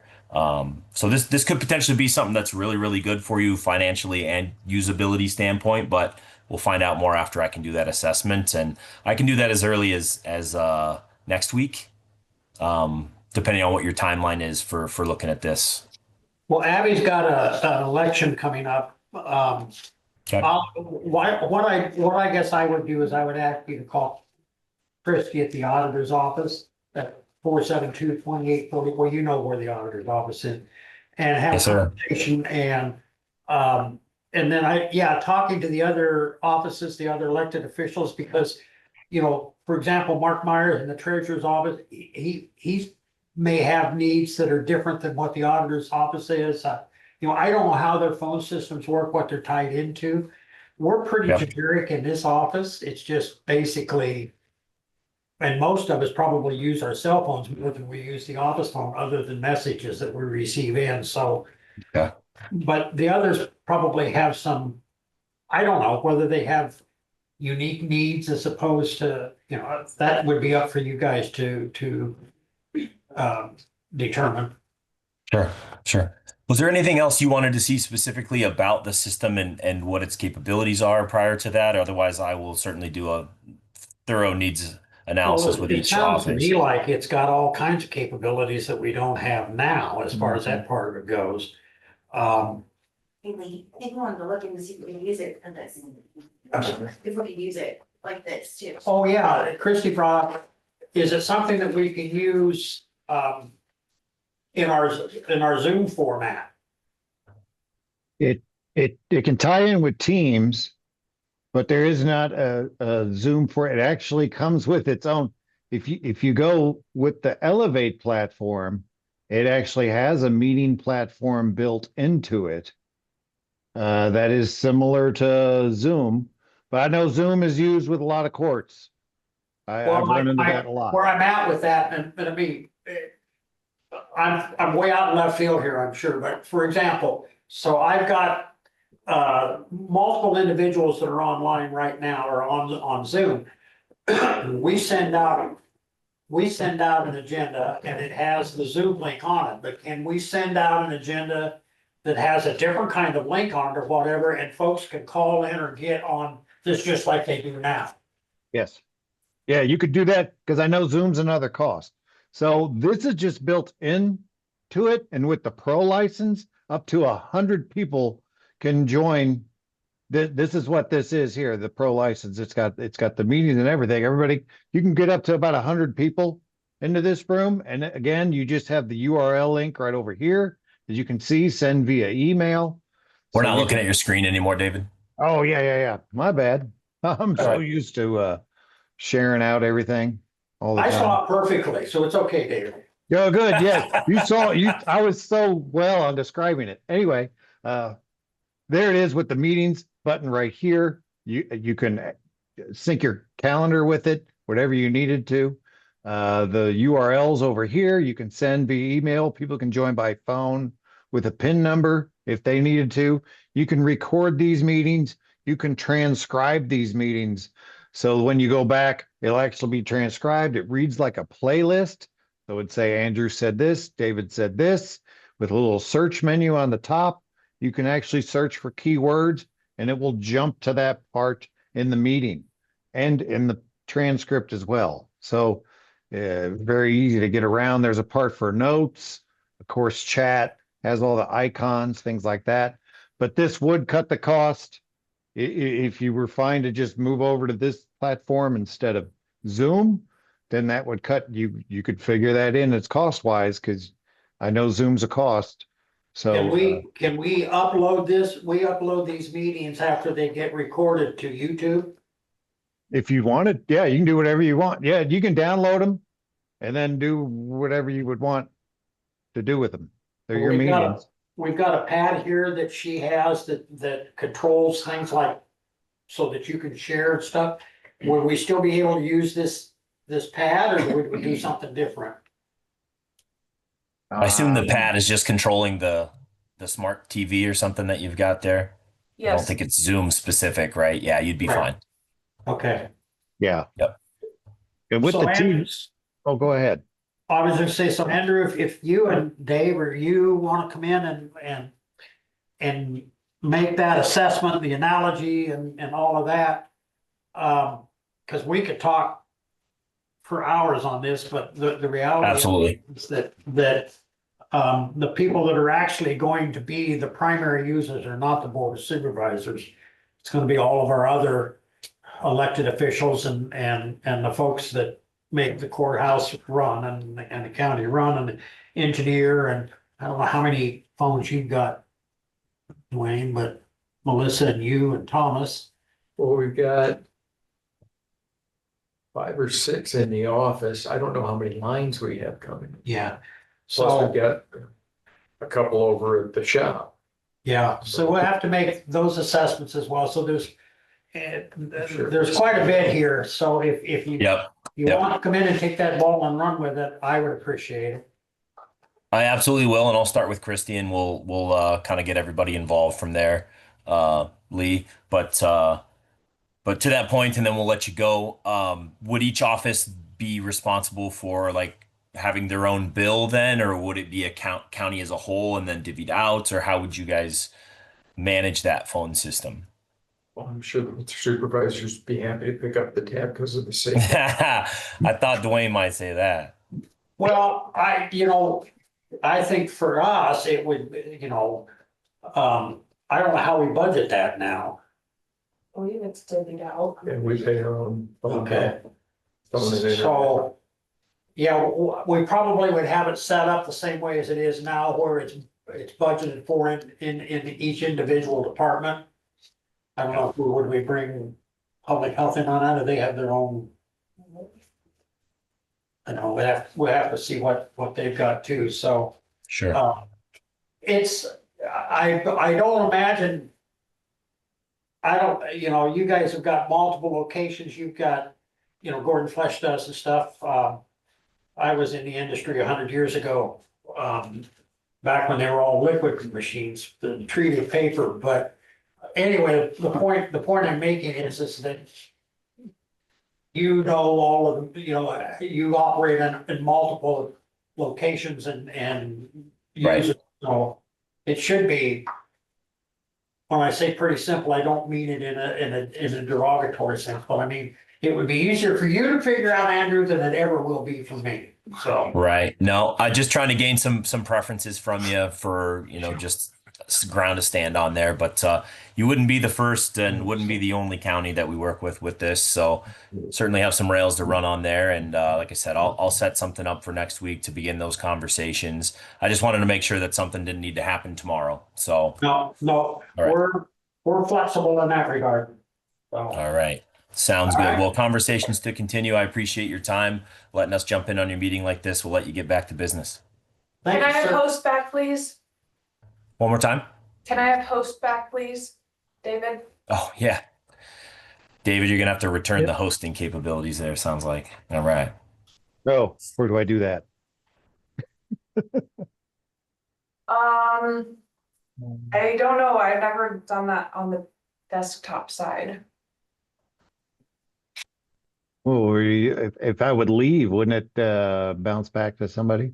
No, Oh, It'd be gone forever. yeah, just gone. Host of tools. Also, if you click on, so like when I give host, if you click on the name,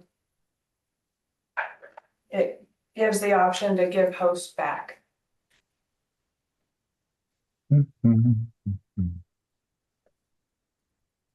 Host there.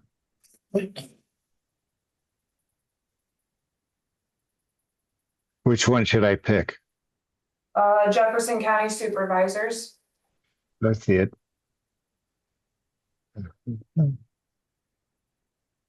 Thank you. Yep. All welcome. right. Perfect. Thanks again. All right, Yep. thank you. Bye. Okay, we can cross out the next line item. There's nobody here. I was gonna say, Huh? I was gonna say. Oh, well, I just do my thing. Okay, discuss and consider property acquisition from Washington State County. So, the board, I don't know if you all aware of it or not, but there is a driveway that we use, our ambulances use when they come back in to pull into the base.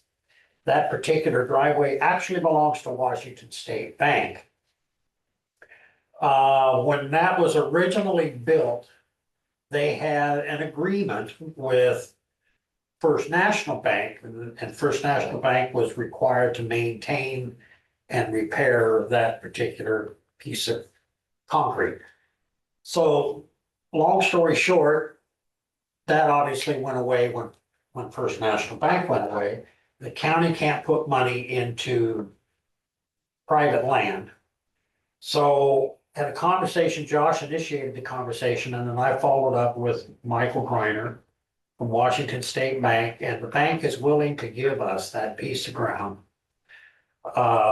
As long as we absorb the costs of the survey and the deed and all that having to be created. I spoke briefly by email with Elizabeth. We probably would have to develop a purchase agreement that would expressly define what our responsibilities were versus what theirs were. I'm thinking, I don't know, our attorneys had to leave, but I'm thinking that they being Washington State Bank would have to engage in the survey because they know what, I don't want to say this. We don't own the land to be split off, so they would have to bring somebody in and parcel off of that. We would cover the cost of that.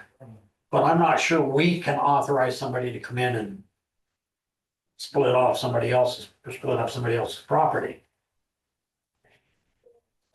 Well, if you have a agreement in principle, I'm sure there wouldn't be a problem with that, Right, because, technically you can survey anything, okay, as I understand it. You can't do anything with it, right, unless the owner approves, but, it would have to be kind of a joint understanding theoretically on what parcel or what part of their property they want to sell. And then, it would have to be a three-way conversation between the county, the current owner, and the surveyor, so that everybody's on the same page. Right. But I don't think it's an insurmountable hurdle, on how it gets paid for. If they pay for it, you pay it back. Or, if they're going to donate the land to the county, with the understanding that the county picks up the survey tab, or, Right. but that's a discussion you guys can negotiate as part of the. because they Swap, acknowledge right. they have no use for it, but they don't want to put any money into it. Which I can completely understand. It's beneficial to us. And so I'm just asking the board's permission to continue to pursue it. And I don't know what that pursuit looks like. I don't. I don't know, Whether we reach out to French Riker, I don't know, they do.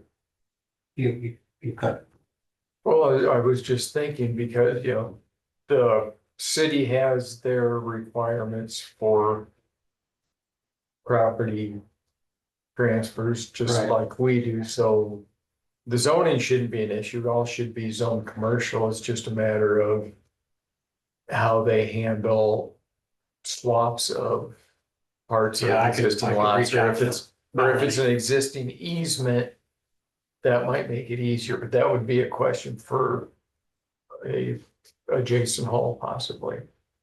well, French River. obviously, the simplest thing was if we could just assume the agreement that First National Bank had, but I believe it's not legal for county to put public dollars into private property. I think that would be an issue, but I'm not sure. We have the easement.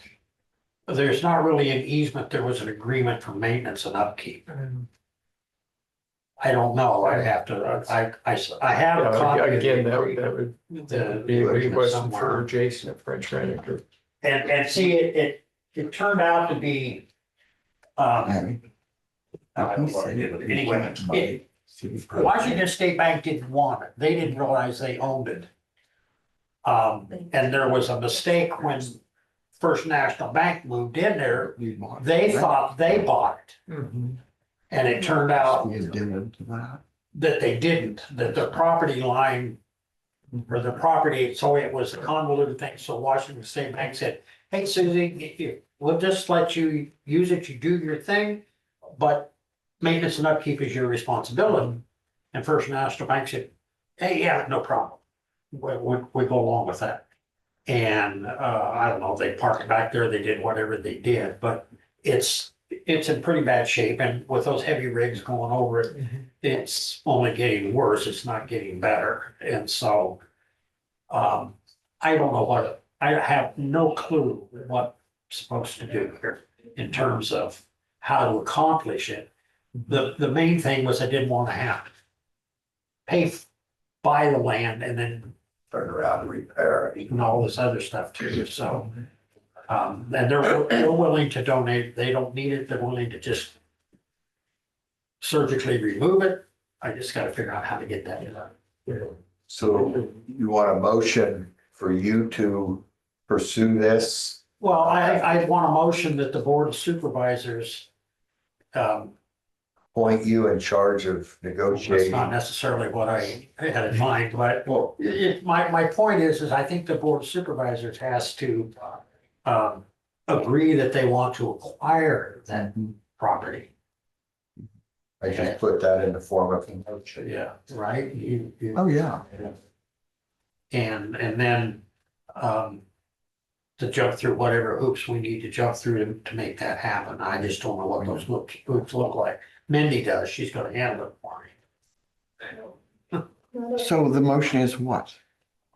To allow you to proceed? I would make a motion that Board of Supervisors / Jefferson County move forward with acquisition of property from Washington State Bank. And Investigate. to facilitate Investigate. such acquisition. Jeez, So that's a motion, right? I gotta catch my breath before I can report on that. Oh, geez. Yeah, that's the motion, yeah. You're not writing anymore, AJ. He fell asleep 5 minutes ago. I know it did, that's right. All right, we have a motion, did we get a second? Second. Okay. Any further discussion? Yes, just real quickly, is the board comfortable with, Yes. okay. So, we have a motion and a second, and the board's comfortable, all those in favor say aye. Aye. All right, perfect. Gee whiz, now we're down to committee reports. We Just keep probably us had, informed. Yeah.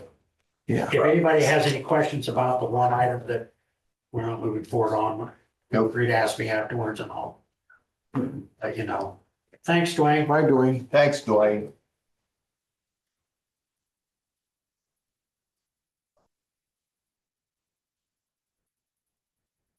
So I'll start with the opioid committee. We obviously talked about several things.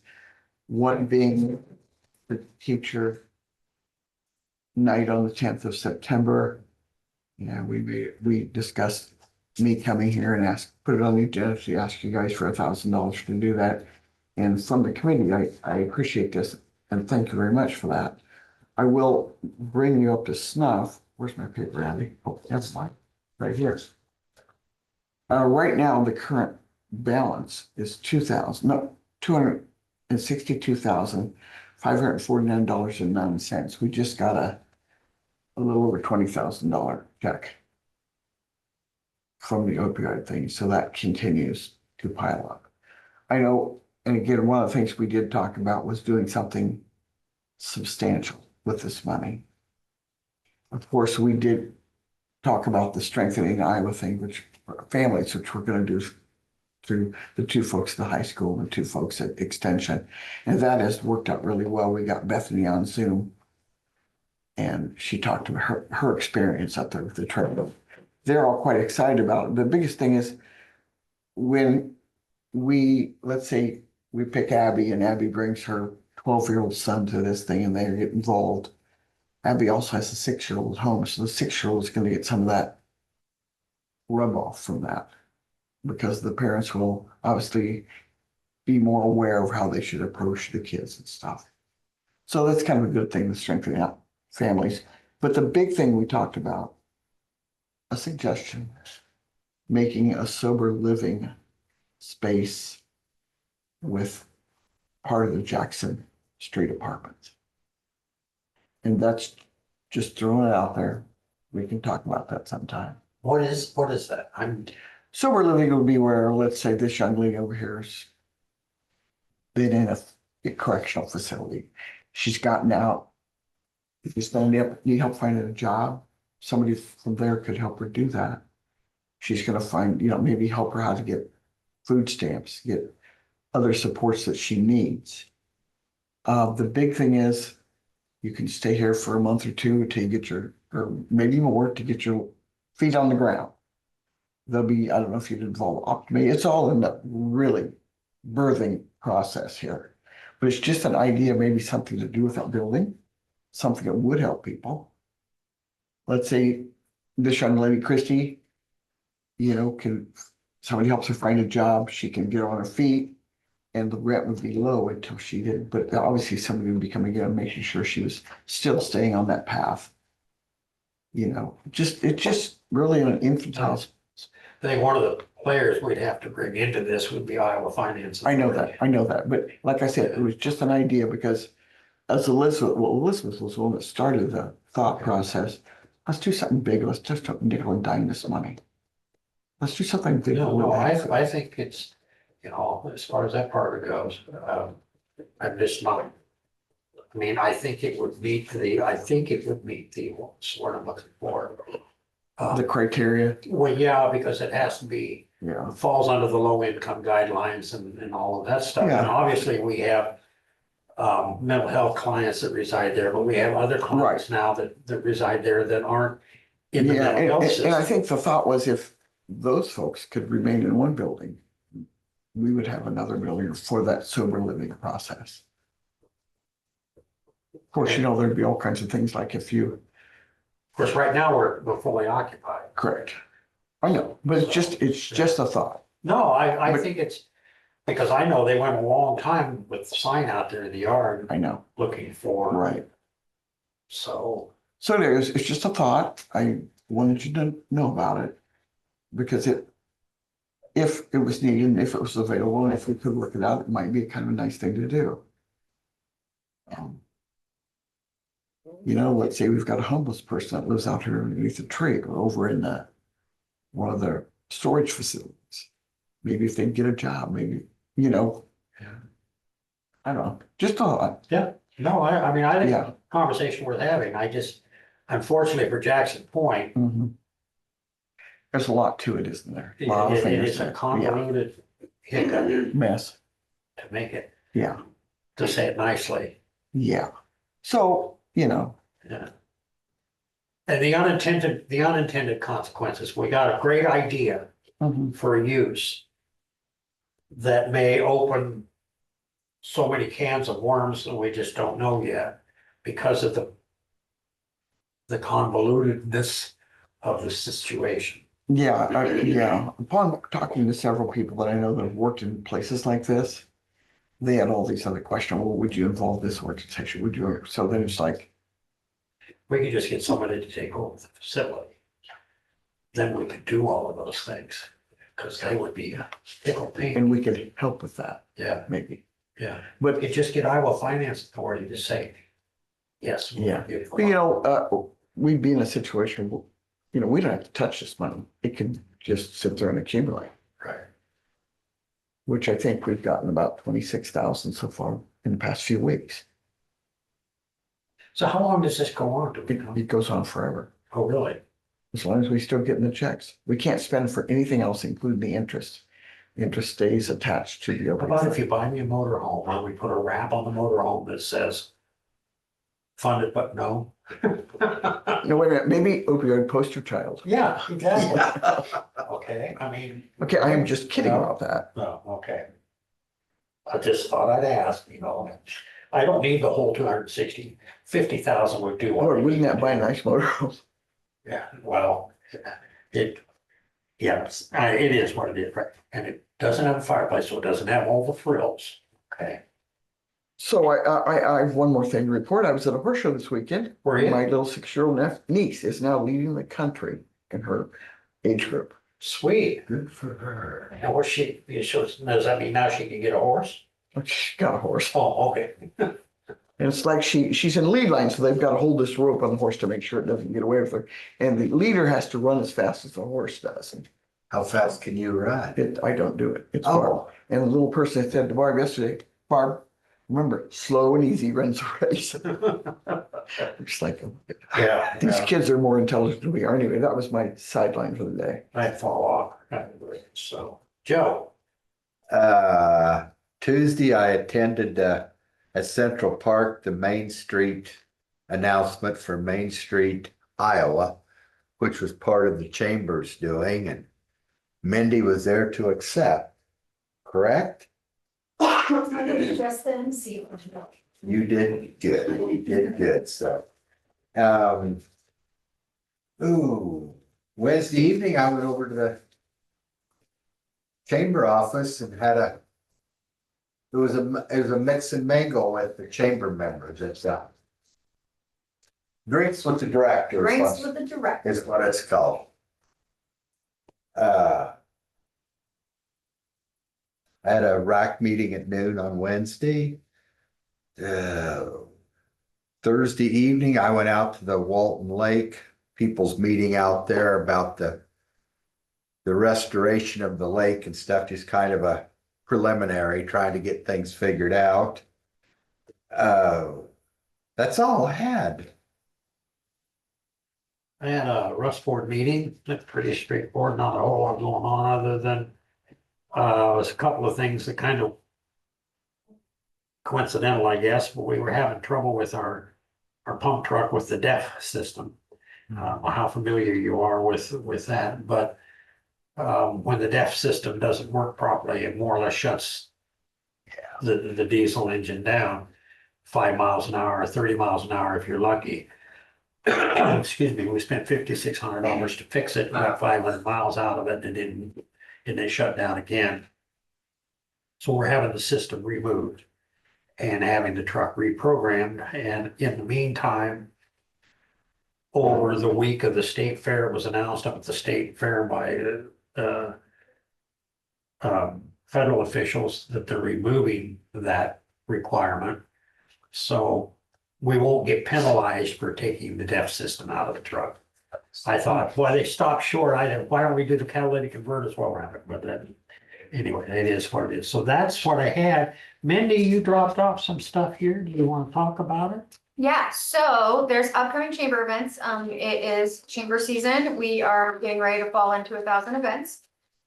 We also have a new program where if you shop at a chamber member location, it can be anything from, I went to Hy-Vee, Everybody's Walmart, to Kessel's Conoco, to you went to the dentist, Access Energy, any of our members. and you bring in a receipt that you did that, we give away money at the end of each month just for shopping local. We don't keep your receipt, we don't really look at it, we just make sure it's a chamber member. You fill out a little piece of paper. We gave $150 out to 3 people last month, and so on the first we'll do that again, and depending on how many entries we get, we will give away more money each month. So to try to support those members to shop local and keep that important. And then there is a QR code on the back of that one. So if you're not getting the chamber chatter, you can get signed up for that so you don't miss events.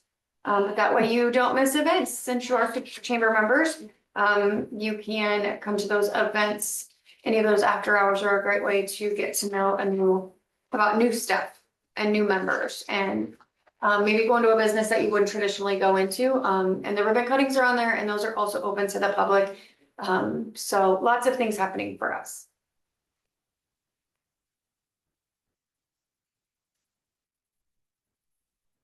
Is this what is the Harvest Rush? That is a gravel ride. We took out the 100 mile, or it's 30 and 60 miles. And we are the championship and final race of the Iowa Gravel Series, which Okay. goes all over the state. Oh, okay. And is this our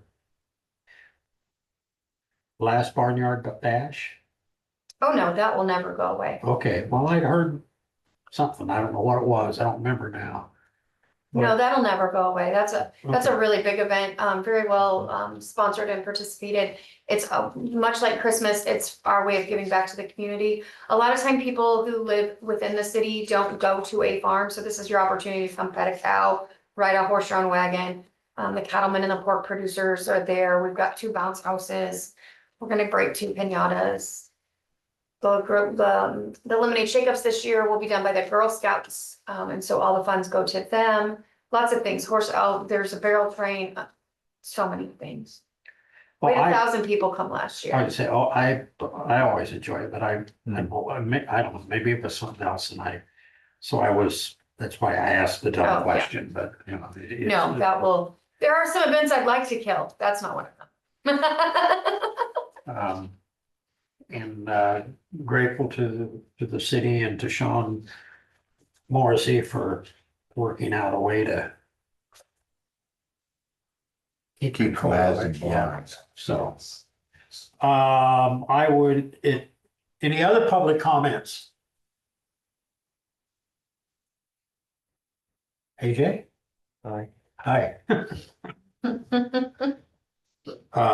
I think you need to do live broadcasts from here, what I think. Do you? Yeah, you talked about He did that. his last band concert Tuesday evening for the season, Well, see, till Christmas time.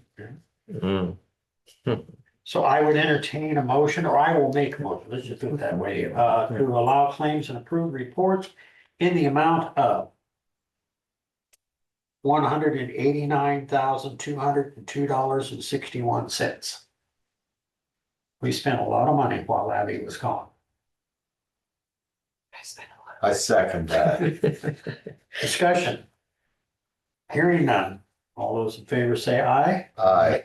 Aye. Now I have a question for. Thank you, everybody. Motion to adjourn. So moved. All those in favor say aye. Aye. Aye. Thanks for coming over. Absolutely. Have a good day.